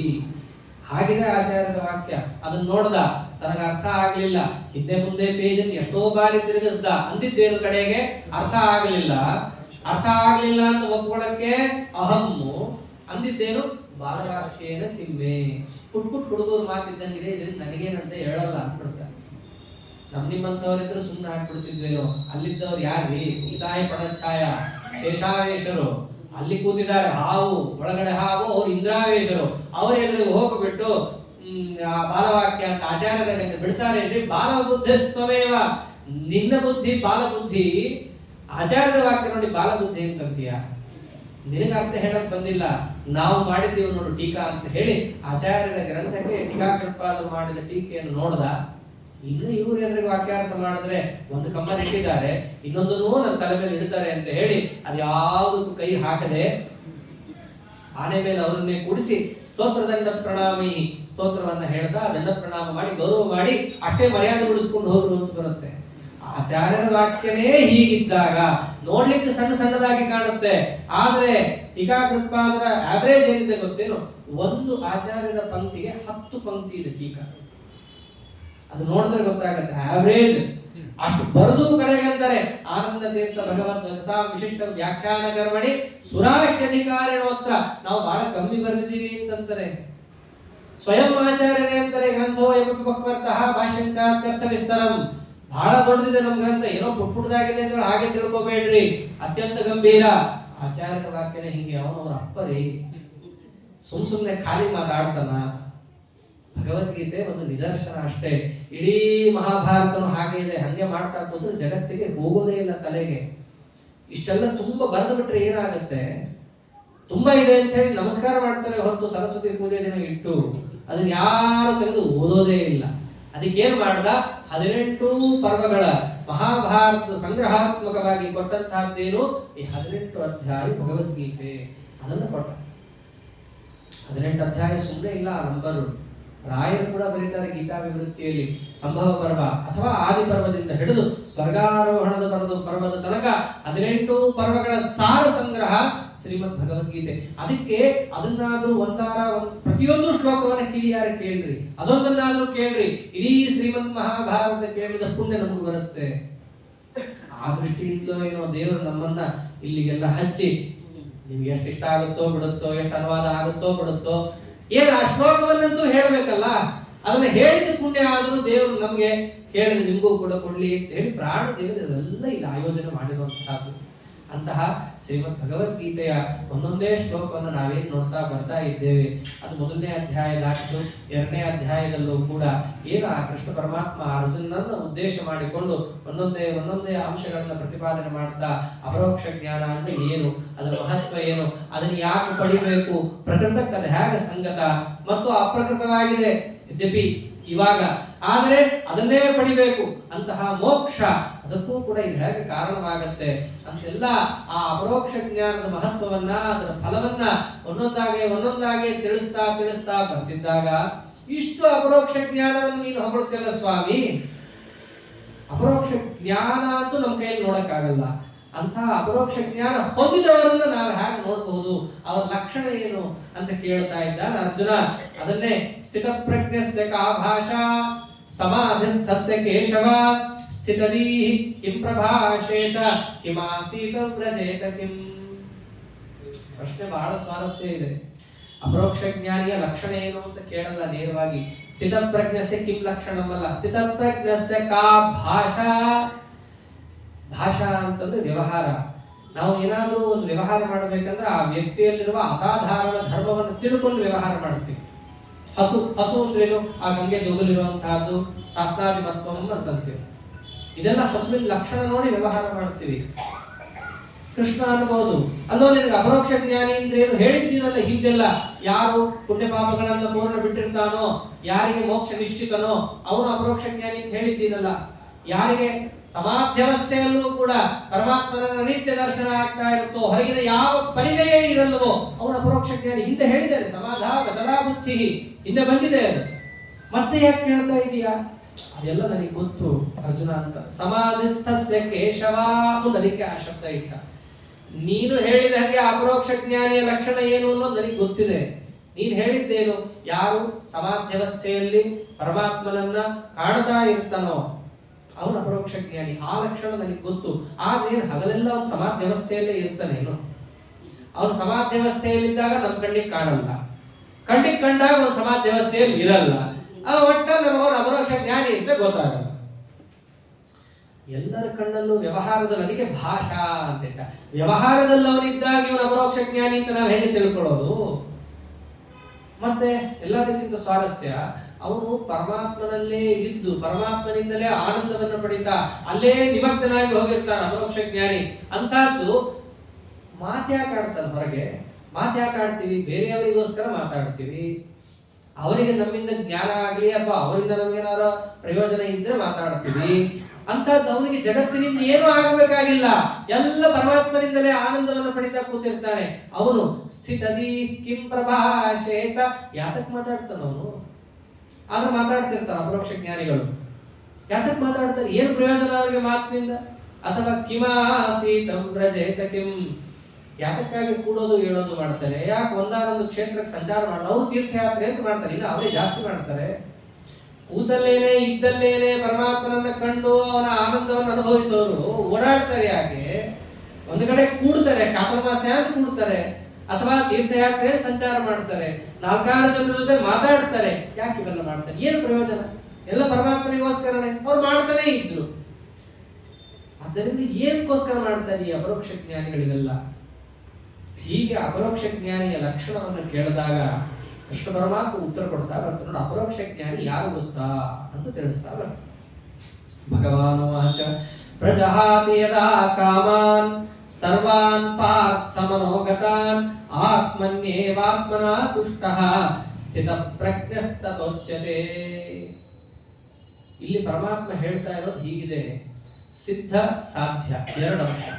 ಅಪರೋಕ್ಷ ಜ್ಞಾನಿ ಹೇಗಿರ್ತಾರೆ ಅನ್ನೋದನ್ನ ತೋರಿಸ್ತಾ, ನೀವು ಅಪರೋಕ್ಷ ಜ್ಞಾನವನ್ನು ಪಡಿಬೇಕಾದ್ರೆ ಹೇಗಿರ್ಬೇಕಾಗತ್ತೆ ಅನ್ನೋದನ್ನು ಹೇಳ್ತಾ ಇದ್ದಾರೆ. ನಾವೆಲ್ಲರೂ ಒಂದಲ್ಲ ಒಂದಿನ ಅಪರೋಕ್ಷ ಜ್ಞಾನ ಪಡಿಬೇಕಲ್ಲ. ಇಲ್ಲಿ ಯಾರು ಅಪರೋಕ್ಷ ಜ್ಞಾನಿಗಳಂತೂ ಇಲ್ಲ, ಅನುಭವ ಬಿಡಬೇಕು. ಆದ್ದರಿಂದ ನಮಗೂ ಕೂಡ ಅಪರೋಕ್ಷ ಜ್ಞಾನ ಬೇಕಂದ್ರೆ ನಾವು ಈ ದಾರಿಯಲ್ಲಿ ಹೋಗಬೇಕು ಅನ್ನೋದನ್ನ ತಿಳಿಸೋದು ಒಂದಾದರೆ, ಇನ್ನೊಂದು ಅಪರೋಕ್ಷ ಜ್ಞಾನಿಗಳು ಹೀಗಿರ್ತಾರೆ ಅನ್ನೋದನ್ನು ತಿಳಿಸ್ತಾ ಇದ್ದಾರೆ. ಏನ್ ಹೇಗಿರ್ತಾರ? ಪ್ರಜಹಾತಿ ಯದಾ ಕಾಮಾನ್ ಸರ್ವಾನ್ ಪಾರ್ಥ ಮನೋಗತಾನ್, ಮನಸ್ಸಿನಲ್ಲಿರುವ ಎಲ್ಲಾ ಕಾಮನೆಗಳನ್ನು ಪ್ರಜಹಾತಿ, ಚೆನ್ನಾಗಿ ಬಿಟ್ಟಿರ್ತಾರೆ. ಚೆನ್ನಾಗಿ ಬಿಡೋದು ಅಂದ್ರೇನು? ಉಪನ್ಯಾಸ ಕೇಳೋದಾಗ ಬಿಟ್ಟು ಉಪನ್ಯಾಸ ಹೋದ್ಮೇಲೆ ಸೇರಿಸ್ಕೊಂಡ್ಬಿಡೋದಲ್ಲ. ಮತ್ತೆ ಪ್ರಜಹಾತಿ, ಚೆನ್ನಾಗಿ ಅದು ಬೇಡವೇ ಬೇಡ, ಅದು ಹೇಯ ಅಂತ ನಿರ್ಣಯ ಮಾಡಿಕೊಂಡು ಕಿತ್ತಾಕಿರ್ತಾರೆ. ಮನೋಗತಾನ ಯಾಕಂದ್ರೆ, ಯಾಕೆ ಎಲ್ಲ ಅಪೇಕ್ಷೆಗಳು ಮನಸ್ಸಿನಲ್ಲೇ ಬರೋದು, ಅದನ್ನು ಹೇಳೋದು ಏನು ಅವಶ್ಯಕತೆ ಇತ್ತು? ಇಲ್ಲಿ ವ್ಯತ್ಯಾಸ ಇದೆ. ಅಪರೋಕ್ಷ ಜ್ಞಾನಿಗೂ ಸಾಮಾನ್ಯ ಜ್ಞಾನಿಗೂ ಇಷ್ಟಿದೆ. ಅಥವಾ ಅಪರೋಕ್ಷ ಜ್ಞಾನದ ಹಾದಿಯಲ್ಲಿ ನಡಿಬೇಕಾದ್ರೂ ಹೀಗಿರ್ಬೇಕು. ಎಲ್ಲಾ ರೀತಿಯಾದ ಆಸೆಗಳನ್ನು ಕೂಡ ಕಿತ್ತಾಕೋ ಅವಶ್ಯಕತೆ ಇಲ್ಲ. ಅದನ್ನಂತಾರೆ ಮನಸ್ಸಿನಲ್ಲಿರುವ ಈ ಅಪೇಕ್ಷೆಗಳನ್ನು ಬಿಟ್ಟಿರ್ತಾರೆ. ಕೃಷ್ಣ ಅದನ್ನು ಹೇಳ್ತಾರೆ. ಮತ್ತೆ ಇನ್ಯಾವ ಅಪೇಕ್ಷೆ ಇರುತ್ತೆ? ಯಾವ್ದಿರುತ್ತೆ ಗೊತ್ತೇನೋ? ಪರಮಾತ್ಮನಿಗೆ ಸಂಬಂಧಪಟ್ಟ ಅಪೇಕ್ಷೆಗಳು ಇದ್ದೇ ಇರುತ್ತೆ ಅವನಿಗೆ. ಇದು ಪರಮಾತ್ಮನಿಗೆ ಪ್ರಿಯ, ಈ ವ್ರತ ಮಾಡಿದ್ರೆ ಹಾಗಾಗಿ ನಾ ಮಾಡ್ತೀನಿ. ಈಗ ಸಾಮಾನ್ಯವಾಗಿ ಧನುರ್ಮಾಸ ನಾಳೆ ಬರುತ್ತೆ. ಧನುರ್ಮಾಸದ ಫಲ ಏನು ಹೇಳಿದ್ದಾರೆ ಪುರಾಣದಲ್ಲಿ? ಅದರ ಧನುರ್ಮಾಸ ಮಹಾತ್ಮ ಕೇಳೋದಕ್ಕೆ ಗೊತ್ತಿರುತ್ತೆ. ಏನು? ಸರ್ವೈಶ್ವರ್ಯ ಪ್ರಾಪ್ತಿ ಅಂತ. ಇಂದ್ರದೇವರು ರಾಜ್ಯವನ್ನು ಕಳ್ಕೊಂಡಾಗ ಶಚೀದೇವಿ ಪರಮಾತ್ಮನ ಪ್ರೀತಿಗೋಸ್ಕರ ಅಂತ ಹೇಳಿ 1 ತಿಂಗಳು ಅಖಂಡವಾಗಿ ಧನುರ್ನಾರಾಯಣನ ಪ್ರೀತಿಗೋಸ್ಕರ ಹುಗ್ಗಿ ನೈವೇದ್ಯ ಇಡ್ತಾರೆ. ಅದು ಸೂರ್ಯೋದಯಕ್ಕೆ ಮುಂಚೆನೆ ಆಗ್ಬೇಕು, ಬಹಳ ನಿಯಮ ಇದೆ. ಇರಲಿ, ಏನ್ ಪ್ರಯೋಜನ? ಅಖಂಡ ಸೌಮಾಂಗಲ್ಯ ಪ್ರಾಪ್ತಿ, ಅಖಂಡ ಐಶ್ವರ್ಯ ಪ್ರಾಪ್ತಿ ಅಂತಿದೆ. ಹಂಗಂತ ಹೇಳಿ ಯಾರಿಗೆ ಐಶ್ವರ್ಯ ಬೇಡ ಅವ್ರು ಧನುರ್ಮಾಸ ಬಿಡಬೇಕೇನು? ಇಲ್ಲ, ಇವರು ಮಾಡ್ತಾರೆ. ಯಾತಕ್ಕೆ ಮಾಡ್ತಾರೆ ಗೊತ್ತೇನು? ಧನುರ್ಮಾಸವನ್ನ ಧನುರ್ನಾರಾಯಣನ ಪ್ರೀತಿಗೋಸ್ಕರ ಮಾಡ್ತಾರೆ. ಶಚೀದೇವಿನೂ ಅಷ್ಟೇ ಮಾಡಿದ್ದಕ್ಕೆ ಆ ಪ್ರಯೋಜನ ಪರಮಾತ್ಮ ಅನುಗ್ರಹ ಮಾಡಿ ಕೊಟ್ಟಿದ್ದಷ್ಟೇ. ಶಚೀದೇವಿ ಅಂದ್ರೆ ಸಾಮಾನ್ಯ ಅಲ್ಲ, ಕಕ್ಷಾತಾರದಲ್ಲಿ ಬಹಳ ಮೇಲೆ ಬರ್ತಾಳೆ ಮಹಾನುಭಾವಳು. ಹಾಗೆ ಅವ್ರು ಹೇಗಿರ್ತಾರೆ? ಅಪರೋಕ್ಷ ಜ್ಞಾನಿಗಳು ಪ್ರಜಹಾತಿ ಯದಾ ಕಾಮಾನ್ ಸರ್ವಾನ್ ಪಾರ್ಥ ಮನೋಗತಾನ್, ಮನಸ್ಸಿನಲ್ಲಿರುವ ಕೆಟ್ಟ ಕಾಮನೆಗಳನ್ನ ಮಾತ್ರ ಬಿಟ್ಟಿರ್ತಾರೆ, ಒಳ್ಳೆ ಕಾಮನೆಗಳನ್ನು ಇಟ್ಟುಕೊಂಡಿರ್ತಾರೆ. ಒಳ್ಳೆಯದು ಅಂದ್ರೇನು? ಅದೆಲ್ಲ ಹಿಂದೆ ವ್ಯಾಖ್ಯಾನ ಮಾಡಾಗಿದೆ. ಪರಮಾತ್ಮನಿಗೆ ಸಂಬಂಧಪಟ್ಟಿದ್ರೆ ಒಳ್ಳೆಯದು ಅಷ್ಟೇ. ಹೀಗೆ ಅವ್ರು ಇರ್ತಾರೆ. ಮತ್ತೆ ಅವ್ರಿಗೆ ಆನಂದ ಹೇಗೆ ಬರ್ತಿರುತ್ತೆ? ಹೊರಗಿನಿಂದ ಅವ್ರಿಗೆ ಆನಂದ ಅಲ್ಲ, ಅವ್ರಿಗೆಲ್ಲ ಒಳಗಿನಿಂದಲೇ. ಆತ್ಮನ್ನೇವಾತ್ಮನ ತುಷ್ಟಃ. ತಮಾಷೆ ಅಂದ್ರೆ ಎಲ್ರಿಗೂ ಆನಂದ ಒಳಗಿಂದಲೇ ಬರೋದು, ಅವ್ರ ಭ್ರಾಂತಿ ಹೊರಗಿಂದ ಬರುತ್ತೆ ಅಂತ. ನಮ್ಮ ಕಣ್ಣೆದುರಿಗೆ ವಿಷಯಗಳಿಂದ ಮಾತ್ರಕ್ಕೆ ನಮಗೆ ಆನಂದ ಬರಲ್ಲ. ಇದನ್ನು ಕೃಷ್ಣ ಅಂತಾನೆ, ಆತ್ಮನ್ಯೇವ, ಒಳಗಿನಿಂದಲೇ ಆನಂದ ಬರೋದು. ನಾವೆಲ್ಲ ಹೊರಗಡೆ ಪದಾರ್ಥ ನೋಡ್ತಿದ್ರು, ಒಳಗಡೆಯಿಂದ ಪರಮಾತ್ಮ ಟ್ಯೂನ್ ಮಾಡಲಿಲ್ಲ ಅಂದ್ರೆ, ಆನಂದ ಕೊಡ್ಲಿಲ್ಲ ಅಂದ್ರೆ, ನಮ್ಗೆಲ್ಲ ಪದಾರ್ಥಗಳು ಇದ್ದಿದ್ದು ದುಃಖ ಅಂತ ಅನಿಸ್ಬಿಡುತ್ತೆ. ಆದ್ದರಿಂದ ಆನಂದ ಕೊಡೋರು ಯಾರು? ಆನಂದೋ ಬ್ರಹ್ಮೇ ದಿವ್ಯಜಾನಾತ್ ಆನಂದಾದೇವ ಕಲ್ವಿಮಾನಿ ಭೂತಾನಿ ಜಾಯಂತೆ. ಒಳಗಿರುವ ಆನಂದ ಸಚ್ಚಿದಾನಂದ ಆತ್ಮೇತಿ, ಅವನು ನಮಗೆ ಪದಾರ್ಥಗಳಿಂದ ಆನಂದ ಬರಬೇಕು ಅಂತ ಟ್ಯೂನ್ ಮಾಡಿದ್ರೆ ಇವ್ರಿಗೊಂದು ಜೋರ ಆನಂದ. ಇದು ಹೊರಗಿನವರಿಗೆ ಆಗಾಗ ಗೊತ್ತಿರುತ್ತೆ, ಇದು ಕೆಲವರಿಗಂತೂ ಗೊತ್ತೇ ಇರಲ್ಲ. ಅವ್ರೇನ್ ಅನ್ಕೊಂಡ್ಬಿಡ್ತಾರೆ, ಹೊರಗಿನಿಂದ ಆನಂದ ಅನ್ಕೊಂಡಿರ್ತಾರೆ. ಹೊರಗಿನಿಂದ ವಿಷಯ, ಅದು ವಿಷ ಅಷ್ಟೇ ಸಿಗೋದು ಹೊರಗಿನಿಂದ. ದುಃಖ ಸಿಗೋ ಆನಂದ ಎಲ್ಲ ಒಳಗಿಂದ. ಅವರವರ ಅನುಭವಕ್ಕೆ ಇದೆಲ್ಲ ಸಿಗುತ್ತೆ. ಪದಾರ್ಥಗಳಿಂದ ಮಾತ್ರ ಆನಂದ ಇಲ್ಲ ಅನ್ನೋದು ಅವರಿಗೆ. ಒಂದು ವೇಳೆ ಪದಾರ್ಥದಿಂದಲೇ ಆನಂದ ಆಗಿದ್ರೆ, ಊಟ ಕೂಡೋ ಮುಂಚೆ ಇವತ್ತು ಮಾತಾಡಬಾರ್ದು ಬಿಡ್ರಿ, ಏಕಾದಶಿ ಆದ್ರೂ ದೃಷ್ಟಾಂತ ಕೊಡಕ್ಕೆ ನನ್ನ ಉಪಲಬ್ಧಿ ಇಲ್ಲಲ್ಲ. ಊಟ ಕೂಡೋ ಮುಂಚೆ ಬಹಳ ಹಸಿವೆ ಇರುತ್ತೆ, ಊಟ ತಿನ್ಬೇಕಾದ್ರೆ ಆನಂದ, ಹೊಟ್ಟೆ ತುಂಬಿದ ಮೇಲೆ ಅದೇ ಪದಾರ್ಥ ಇದೆ. ಯಾವ ಪದಾರ್ಥವನ್ನು ನೋಡಿ ಹಿಂದೆ ಇವನು ಖುಷಿ ಪಟ್ಟೆ ಅಂತ ಅನ್ಕೊಂಡು ಹೊಟ್ಟೆ ತುಂಬಿದ ಮೇಲೂ ಅದೇ ಪದಾರ್ಥ ಇದೆ, ಆದ್ರೆ ಬೇಡ ಅಂತಾನೆ, ದಬ್ಬುತ್ತಾನೆ, ಅಡ್ಡ ಬೀಳ್ತಾನೆ, ಹಾಕಿದ್ರೆ ಜಾಸ್ತಿ ಬೈತಾನೆ, ಯಾಕೆ ಹಾಕ್ತಿ ಅಂತೇಳಿ. ಪದಾರ್ಥದಿಂದಲೇ ಆನಂದ ಆಗಿದ್ರೆ ಮುಂಚೆನೂ ಆಯ್ತು, ಆಮೇಲೂ ಆಗಬೇಕಿತ್ತು. ಅದು ಪದಾರ್ಥದಿಂದ ಆನಂದ ಅಲ್ಲ, ಅದು ಒಳಗಿನಿಂದ ಬರುವಂತಹದ್ದು. ಇದು ಹೊರಗಿನಿಂದ ಬರುತ್ತೆ ಅಂತ ಹೇಳಿ ಅಜ್ಞರು ಅಂದ್ಕೊಂಡಿರ್ತಾರೆ. ಅಪರೋಕ್ಷ ಜ್ಞಾನಿ ಹಂಗಲ್ಲ. ಆತ್ಮನ್ನೇವಾತ್ಮನ ಪುಷ್ಟ, ಇದು ಒಳಗಿಂದಲೇ ಬರೋದು ಅಂತ ಅವನಿಗೆ ಯಾವತ್ತೋ ಗೊತ್ತಾಗೋಗಿರುತ್ತೆ. ಅದಕ್ಕೆ ಅವನು ಹೊರಗೆ ತಲೆನೇ ಹಾಕ್ತಾ ಇರಲ್ಲ. ಅದಕ್ಕೆ ಆತ್ಮನ ಪುಷ್ಟ, ಪರಮಾತ್ಮನ ಪ್ರಸಾದದಿಂದ ನಮಗೆ ಪ್ರಸನ್ನತೆ ಬರುತ್ತೆ ಅಂತ ತಿಳ್ಕೊಂಡಿರ್ತಾರೆ. ಹಿಂಗೆ ಯಾರು ಇರ್ತಾರಲ್ಲ ಅವರು ಸ್ಥಿತ ಪ್ರಜ್ಞಸ್ತದೋಚ್ಯತೆ. ಅವರು ಸ್ಥಿತ ಪ್ರಜ್ಞಾ. ಪ್ರಜ್ಞಾ ಅಂದ್ರೆ ಅಪರೋಕ್ಷ ಜ್ಞಾನ ಯಾರಿಗೆ ಸ್ಥಿತವಾಗಿದೆಯೋ ಅವನು ಅಪರೋಕ್ಷ ಜ್ಞಾನಿ. ಹೀಗಿರ್ತಾರವರು. ಅಲ್ಲ, ಅವನು ಬಿಟ್ಟಿದ್ದಾನೆ ಅಂತ ಹೇಗೆ ಗೊತ್ತಾಗುತ್ತೆ? ಮನಸ್ಸಿನಲ್ಲಿ ಬರುವಂತಹ ಕೆಟ್ಟದ್ದೆಲ್ಲ ಅಂಶಗಳು ಏನೇನಿದ್ದಾವೋ ಕಾಮನ, ಅದನ್ನ ಹೆಂಗೆ ಹೊರಗೆ ಹಾಕ್ತೀವ್ರಿ? ದುಃಖದಿಂದಲೋ ಸಿಟ್ಟಿನಿಂದಲೋ ಏನೋ ಒಂದು ಹೊರಗೆ ಹಾಕ್ಬೇಕಲ್ಲ. ಕಾಮನೆಯನ್ನ ಹಂಗೆ ಹೊರಗೆ ಹಾಕಕ್ಕಾಗಲ್ಲ, ಅದಕ್ಕೆ ಮೂರ್ತ ರೂಪ ಇಲ್ಲ. ಅದನ್ನ ಹೊರಗೆ ಹಾಕಕ್ಕೇನೆ ಪರಮಾತ್ಮ ಒಂದಿಟ್ಟು ಕೊಟ್ಟಿದ್ದಾನೆ. ಕೈಕಾಲ ಆಡಿಸೋದು, ಮುಖ ಸಿಂಡ್ರಿಸ್ಕೊಳ್ಳೋದು, ದುಃಖ ಪಡೋದು, ಇವೆಲ್ಲ ಅದೇ ತಾನೆ. ಮತ್ತೆ ಹೊರಗೆ ಹೆಂಗೆ ಹಾಕ್ತಾರೆ? ಮತ್ತೆ ಬಿಟ್ಟಿದ್ದಾರೆ ನೀ ಹೇಳ್ಬಿಟ್ರೆ ಹೆಂಗೆ ಕೃಷ್ಣ? ಬಿಟ್ಟಿದ್ದಾನೆ ನಮಗೆ ಗೊತ್ತಾಗತ್ತೆ. ಅದು ಇದೆ. ದುಃಖೇಶ್ವರ ದ್ವಿಗ್ನಮನಾಃ ಸುಖೇಶು ವಿಗತ ಸ್ಪೃಹಃ ವಿತರಾಗ ಭಯ ಕ್ರೋಧಃ ಸ್ಥಿತಧೀರ್ಮುನಿ ರುಚ್ಯತೆ. ಒಳ್ಳೆ ಪ್ರಶ್ನೆ ಮಾಡಿದೀಯಾ. ಹೆಂಗ್ ಗೊತ್ತಾಗುತ್ತೆ ಗೊತ್ತೇನೋ? ದುಃಖೇಶು ಅನುದ್ವಿಗ್ನಮನ. ಅಪರೋಕ್ಷ ಜ್ಞಾನಿಗಳೇನು ಅವನೇನು ಮೇಲ್ತೊಂಡೋಗಿಟ್ಟಿರಲ್ಲ, ನಿಮ್ಮ ಮಧ್ಯನೇ ಇಟ್ಟಿರ್ತೀನಿ ಅವನು. ನಿಮಗೆ ಏನೇನು ಕಷ್ಟಗಳು ಕೊಟ್ಟಿದ್ದೀನೋ ನಿಮಗಿಂತ ಜಾಸ್ತಿ ಅವ್ರಿಗೆ ಕೊಟ್ಟಿರ್ತೀನಿ. ಏನು ವಿಜಯದಾಸರಿಗೇನು ಕಮ್ಮಿನಾ? ರಾಯರಿಗೇನು ಕಮ್ಮಿ ಬಂದಿದ್ಯಾ? ಅಷ್ಟೇ ಯಾಕ್ರಿ, ಇವತ್ತು ನಮ್ಮ ಪರಮಗುರುಗಳ ನಿರ್ಯಾಣದ ದಿವಸ ಗೀತಾ ಜಯಂತಿ. ಇವತ್ತೇ ಜಾರಿಹಾಳಾಚಾರ್ಯರು ನಿರ್ಯಾಣ ಆದದ್ದು. ಅವ್ರ ಚರಿತ್ರೆಯನ್ನು ನಾವು ಕೇಳ್ತೀವಲ್ಲ, ಅವ್ರಿಗೇನು ಕಮ್ಮಿ ದುಃಖ ಇತ್ತ? ಲೌಕಿಕವಾದ ದುಃಖಗಳು ಅಂತ ಏನು ದಾರಿದ್ರ್ಯ ಮುಂತಾದವುಗಳಿರ್ತಾವೋ ಎಲ್ಲಕ್ಕಿಂತ ಜಾಸ್ತಿ ಇತ್ತು. ವಿದ್ಯೆಯ ಪರ್ವತ, ಮೇರು ಶಿಖರ, ಪಂಡಿತ ರಾಜ ಅಂತ ಬಿರುದು, ಆದ್ರೆ ಮನೆಯಲ್ಲಿ ಏನಿಲ್ಲ ಅಂದ್ರೆ ಏನೂ ಇಲ್ಲ. ಹೀಗಿದ್ದವರು ಇಲ್ಲೇ ಇದ್ದಾರಲ್ಲ, ಹೇಳ್ತಾರೆ. ನಾವು ಹೇಳೋದಕ್ಕೇನು ಅರ್ಥನೇ ಇಲ್ಲ. ಎಲ್ಲ ಪ್ರತ್ಯಕ್ಷದರ್ಶಿಗಳು ಹೇಳೋದಕ್ಕೂ ಯಾರೋ ಕೇಳಿದ್ದನ್ನು ಹೇಳಿ ನ್ಯೂಸ್ ಹೇಳೋದಕ್ಕೆ ಆಗತ್ತೆ ಅಷ್ಟೇ, ನಾವು ಹೇಳೋದಿಲ್ಲ. ಧೋತ್ರ ಹರಿದೋಗಿದ್ರೆ ಅದನ್ನ ಗಂಟು ಹಾಕೊಂಡು ಉಪನ್ಯಾಸಕ್ಕೆ ಹೋಗೋರು. ಒಬ್ಬರು ದೊಡ್ಡ ಪ್ರಸಿದ್ಧ ವಿದ್ವಾಂಸರು, ನಮ್ಮ ಆಚಾರ್ಯ ಸ್ನೇಹಿತರೆ, ಜಲಯಾಳಾಚಾರ್ಯರ ಸ್ನೇಹಿತರು, ಮಾವಲಿ ಗೋಪಾಲಾಚಾರ್ಯರು ಅಂತ. ಒಟ್ಟು ಎಲ್ಲರೂ ಗೊತ್ತಿರೋರೇ ಅಲ್ಲ, ವಿಶ್ವವಿಖ್ಯಾತ ಬಾಂಬೆ. ಅವರು ಜಾಲಿಯಾಳಾಚಾರ್ಯರ ಪರಮ ಮಿತ್ರರು. ನಮ್ಮ ಜಾಲಿಯಾಳಾಚಾರ್ಯರು ಹೋದಾಗ ಒಂದು ಸ್ಮರಣ ಸಂಚಿಕೆಯನ್ನ ಬರೆದ್ರೆ ಅದರ ಕಡೆಯಲ್ಲಿ ಮಾವಲಿ ಗೋಪಾಲಾಚಾರ್ಯ ಒಂದು ಬರೆದು ಕಳಿಸಿದ್ರು. ಜಾಲಿಹಾಳ್ ಶ್ರೀನಿವಾಸಾಚಾರ್ಯರಂತಹ ಮಿತ್ರ ಸಿಕ್ಕಿದ್ದು ನನ್ನ ಜನ್ಮ ಜನ್ಮಾಂತರದ ಸೌಭಾಗ್ಯ ಅಂತ ಬರೆದು ಕಳಿಸಿದ್ರು. ಪ್ರಿಂಟ್ ಆಗಿದೆ ಅವೆಲ್ಲ.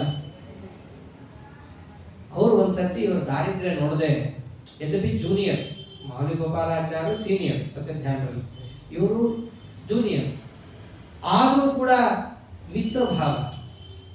ಅವ್ರು ಒಂದ್ಸರ್ತಿ ಇವ್ರ ದಾರಿದ್ರ್ಯ ನೋಡ್ಲಾರ್ದೆ ಏನ್ ಮಾಡಿದ್ರು, ಒಂದು ಅವರು ಬಹಳ ಪ್ರಸಿದ್ಧಿ ಮತ್ತು ಅವ್ರಿಗೆ ಇನ್ಫ್ಲೂಯೆನ್ಸ್ ಪರಾಕಾಷ್ಠ, ಮುಂಬೈಯಲ್ಲಿ ಮಾಡಕ್ಕಾಗತ್ತಿಲ್ರಿ, ಇಲ್ದಿದ್ರೆ ಅಷ್ಟೆಲ್ಲ ಅಂತಹದ್ದು. ಅವ್ರೊಂದ್ಸರ್ತಿ ಜಾಲಿಯಾಳಾಚಾರ್ಯ ದಾರಿದ್ರ್ಯ ನೋಡ್ಲಾರ್ದೆ ಒಂದು ಚೀಟಿ ತಂದು, ಅದು ಇಂಗ್ಲೀಷಲ್ಲಿ ಏನೇನೋ ಬರ್ದಿತ್ತದು, ಇದಕ್ಕೊಂದು ಸೈನ್ ಹಾಕಪ್ಪ ನಿಗೆಲ್ಲ ಒಳ್ಳೇದಾಗುತ್ತೆ ಅಂತ. ಸೈನ್ ಹಾಕಿ, ಏನು ಮಾಡಬೇಡ, ಸೈನ್ ಹಾಕು ನಿಗೆಲ್ಲ ಬರುತ್ತೆ. ಏನ್ ಅವ್ರಿಗೆ ಇಂಗ್ಲೀಷ್ ಬರ್ತಿರ್ಲಿಲ್ಲ ಜಾಲಿಯಾಳಾಚಾರ್ಯ. ಏನ್ ಬರ್ದಿದೆ ಓದು ಅಂತಂತಾರೆ. ಇದು ನಡೆದಾಗ ನಮ್ಮ ಆಚಾರ್ಯ ಇದ್ರಲ್ಲಿ ಪಾಠ ಹೇಳಿಸ್ಕೊಳ್ತಾ ಅವ್ರು ಕೂತಿದ್ರು. ಅವರೊಬ್ಬರು ಸ್ನೇಹಿತರ ಸಂವಾದ ಇವ್ರು ನೋಡ್ತಾ ಇದ್ದಾರೆ.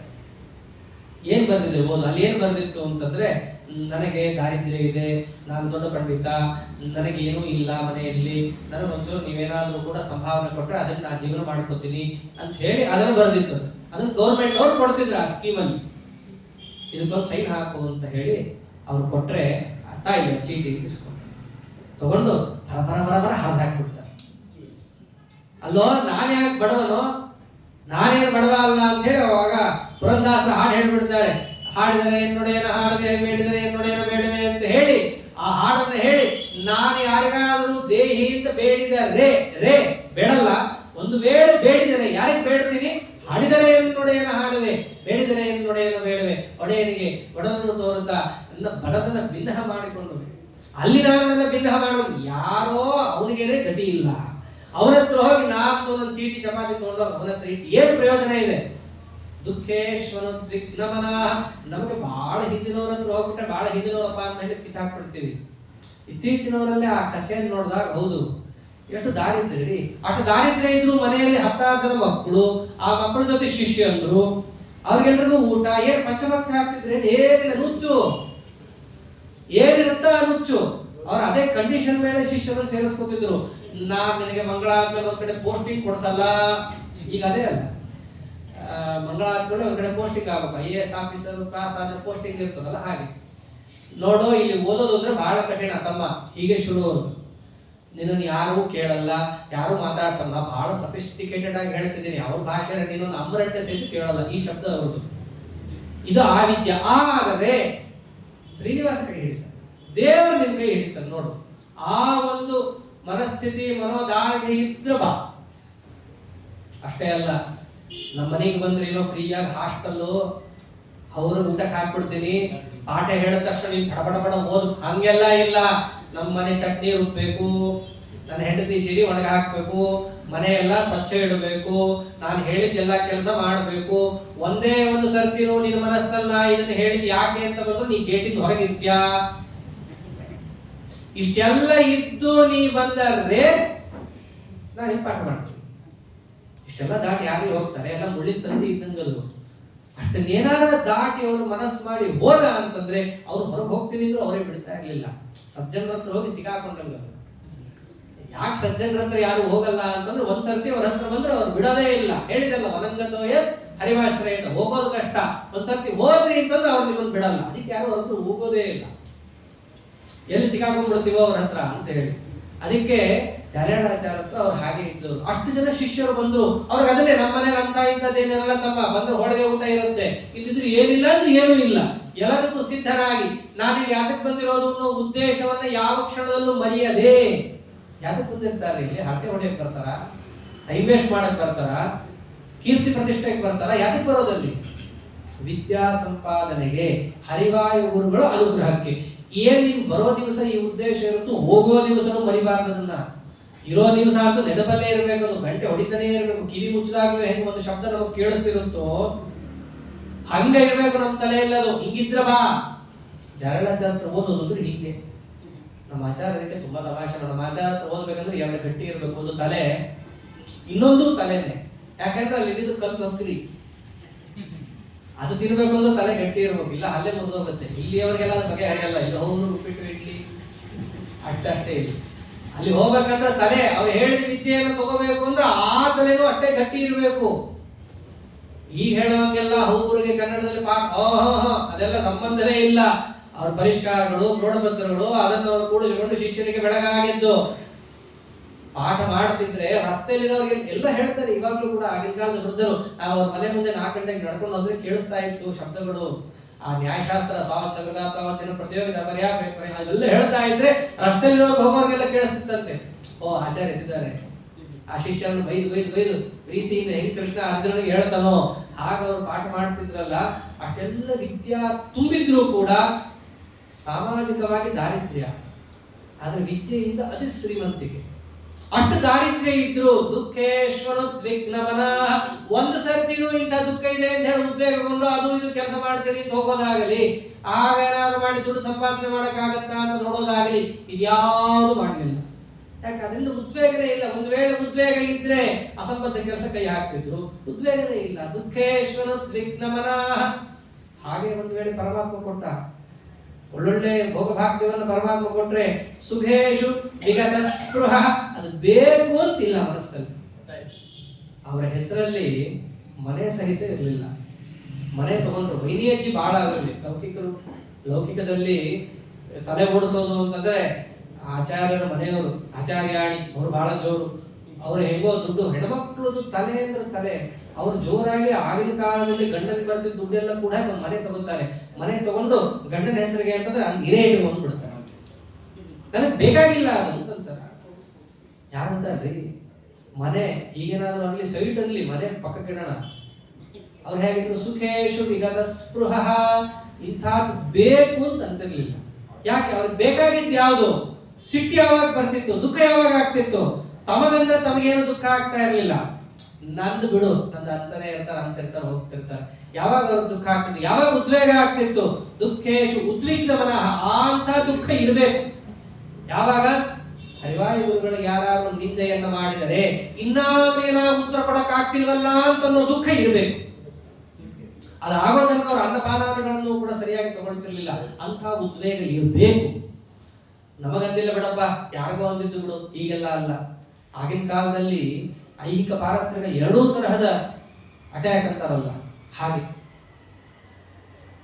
ಶಾಸ್ತ್ರೀಯವಾಗಿ ಸತ್ಯಧ್ಯಾನ ತೀರ್ಥರ ನಿರ್ಯಾಣ ಆದ ಕೂಡಲೇ ನ್ಯಾಯಾಮೃತದ ಮೇಲೆ ಖಂಡನ ಬರೆದರು. ನ್ಯಾಯಾಮೃತ ಸೌಗಂಧ್ಯಕ್ಕೆ ಸೌಗಂಧ್ಯ ವಿಮರ್ಶ ಅಂತ ಅನಂತ ಕೃಷ್ಣ ಶಾಸ್ತ್ರಿ ಖಂಡನ ಬರೆದಾಗ ಅದಕ್ಕೆ ಉತ್ತರ ಕೊಟ್ಟವರು ಯಾರು? ಜನಿಹಾಳಾಚಾರ್ಯರು.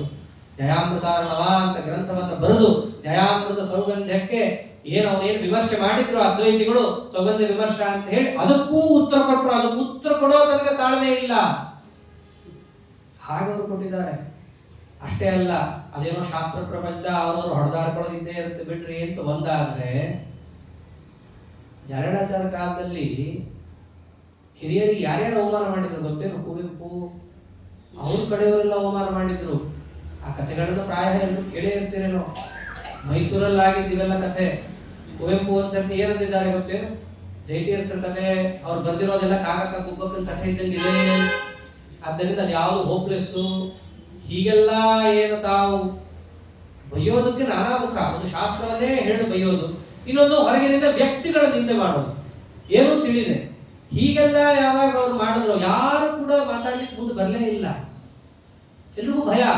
ಸಾಮಾಜಿಕವಾಗಿ ದೊಡ್ಡ ವ್ಯಕ್ತಿ, ನಾವೇನಾರು ಅನ್ನ ನಾಳೆ ನಮ್ಮನೆ ಕಿಟಕಿಗೋ ಬಾಗಿಲಿಗೋ ಕಾಲು ಹೊಡೆದ್ರೆ ನಾವು ಬದುಕೋದು ಹೇಗೆ? ಆದ್ರೆ ಇವ್ರು ಹಂಗಲ್ಲ. ದುಃಖೇಶ್ವರ ತ್ರಿಗ್ನವರಾಹ ಸುಖೇಶ್ ವಿಗತ ಸ್ಪೃಹ. ನಾವು ಉತ್ತರ ಕೊಡ್ತೀವಿ.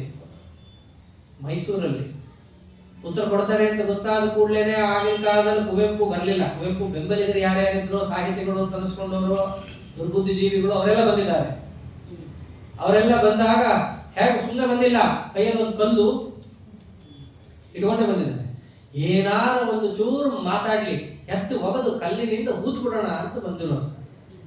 7 ದಿವಸ ಉಪನ್ಯಾಸ. ಏನ್ ಮಾಡ್ಬೇಕ್ರಿ? ಹೋದ್ರು. ಅನುದ್ವಿಗ್ನ ಮನಃ. ಯಾವ ಉದ್ವೇಗ ಇಲ್ಲ. ಯಾಕೆ? ಅವ್ರಿಗೆ ಗೊತ್ತು ಮಮಸ್ವಾಮಿ ಹರಿನಿತ್ಯಂ ಸರ್ವಸ್ವ ಕಾಯೋ ಅವನಿದ್ದಾನೆ. ಇವ್ರು ಏನ್ ಮಾಡ್ತಾರ್ರಿ? ಇದೆಲ್ಲರಿಗೂ ಬರುತ್ತಾ ಈ ದಾರ್ಢ್ಯ? ಹಾಗ ಅವರು ಉಪನ್ಯಾಸಕ್ಕೆ ಹೋಗಿ ನಿಂತ್ರೆ ಮೊದಲು ಅವ್ರು ಮಾಡಿದ್ದೇನು 7 ದಿನ ಉಪನ್ಯಾಸದಲ್ಲಿ ಚಾಣಾಕ್ಷತನೂ ಇರಬೇಕು. ತಲೆ ಗಟ್ಟಿ ಇದೆ ಅಂತ ಬಂಡೆ ಚಚ್ಕೊಳ್ಳೋದಲ್ಲ.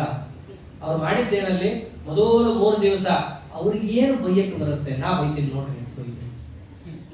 ಬ್ರಾಹ್ಮಣರ ನೀವೆಷ್ಟು ಬೈತೀರಿ? ನಿಮ್ಗೆ ಏನೂ ಗೊತ್ತಿಲ್ಲ ಬ್ರಾಹ್ಮಣರ ಬಗ್ಗೆ, ನನಗೆ ಗೊತ್ತಿದೆ ನೋಡ್ರಿ ಅಂತ ಹೇಳಿ ಮೊದಲು 3 ದಿವಸ ಅಖಂಡವಾಗಿ ಬ್ರಾಹ್ಮಣರು ಜೊಟ್ಟು ಜನಿವಾರ ಅಲ್ಲಿಂದ ಹಿಡ್ಕೊಂಡು ಬೈತಾರೆ. ಅವನು ಅದನ್ನೇ ಮಾಡಿದ್ದಲ್ಲ. ನೀವೇನು ಪುರೋಹಿತಶಾಹಿ ಕಲ್ಕೊಂಡು ಅವೆಲ್ಲ ಉಪನ್ಯಾಸ ಸಂಗ್ರಹ ಈಗಲೂ ಇದೆ, ಪ್ರಿಂಟ್ ಆಗಿದೆ ಬುಕ್ ಎಲ್ಲ. ಹಾಗೆ ಆ ಮೊದಲು 3 ದಿವಸ ಅವರೇ ಬೈತಾರೆ. ಬೈದ ಮೇಲೆ ಅಲ್ಲೆಲ್ಲ ಡಿಸಿ ಪೊಲೀಸರೆಲ್ಲ ಬಂದು ನಿಂತುಬಿಟ್ಟಿರ್ತಾರೆ. ಎಲ್ಲಿ ಕಲಹ ಕೋಲಾಹಲ ಆಗ್ಬಿಡುತ್ತೋ ಅಂತ ಹೇಳಿ ಪೊಲೀಸರೆಲ್ಲ ಬಂದು ನಿಂತುಬಿಟ್ಟಿರ್ತಾರೆ. ಜನ ನಿಯಂತ್ರಣ ಮಾಡ್ಬೇಕಲ್ಲ. ಯಾವಾಗ ಅವ್ರು ಉಪನ್ಯಾಸ ಕೇಳ್ತಿದ್ರು ಜನ ಎಲ್ಲ ಮೊದಲನೇ ದಿನ ತಂತಂದ್ರು, 2ನೇ ದಿನ ತರಣ ಅಂತ ಅನ್ಕೊಂಡ್ರು, 3ನೇ ದಿನ ತರಲೇ ಇಲ್ಲ. ಅವ್ರಿಗೆ ಬಂದು ಕೂತ್ಕೊಂಡ್ರು. ಅವ್ರಿಗೆ ಬಂದು ಯಾವಾಗ ಕೂತ್ಕೊಂಡಿದಾರೋ 3 ದಿನ ಆಗಿದೆ.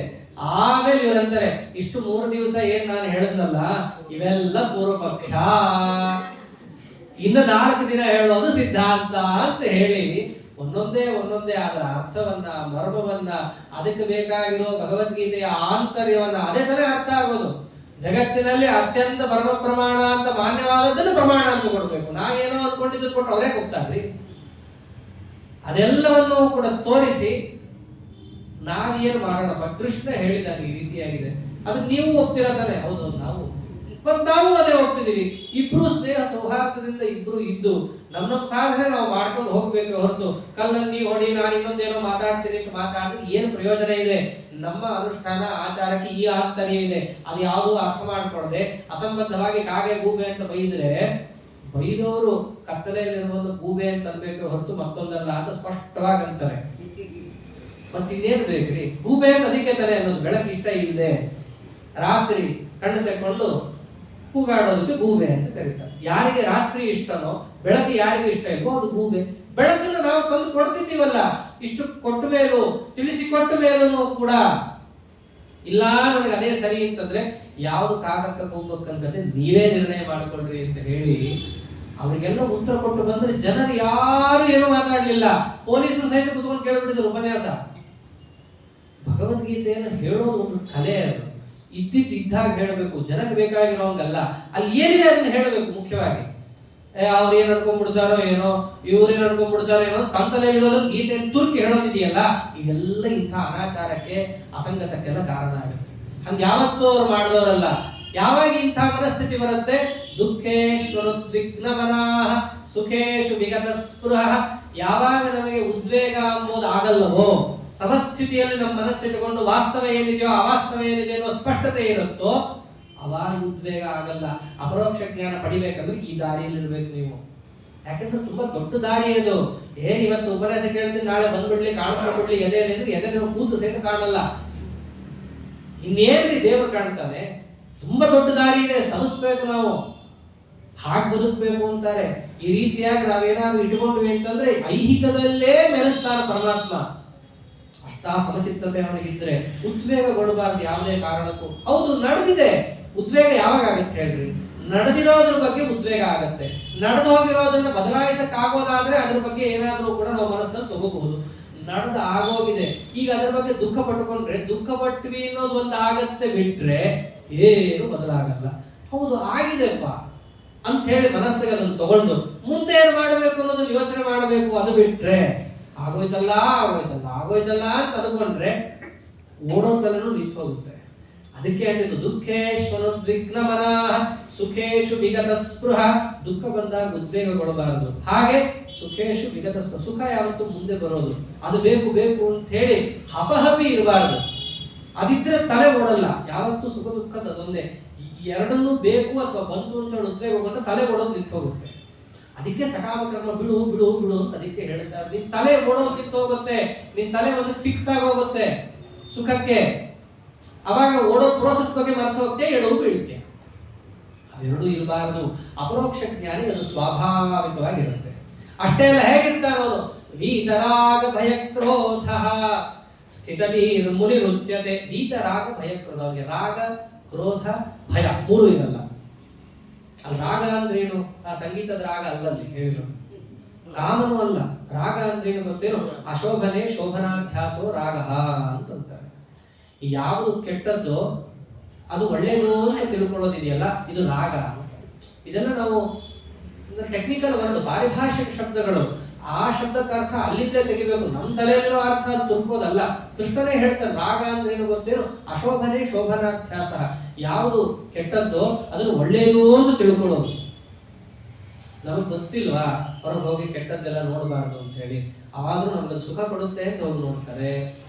ಗೊತ್ತಿದೆ ಅಂಗಡಿ ಪದಾರ್ಥ ಯಾವುದೂ ಒಳ್ಳೇದಲ್ಲ ಅಂತ ಗೊತ್ತಿದೆ, ಅಂದ್ರೂ ಶೋಭನಾಧ್ಯಾಸ ಅದು ಒಳ್ಳೇದು ಅಂತ ಅನ್ಕೊಂಡು ಹೋಗಿ ತಿನ್ನೋದು.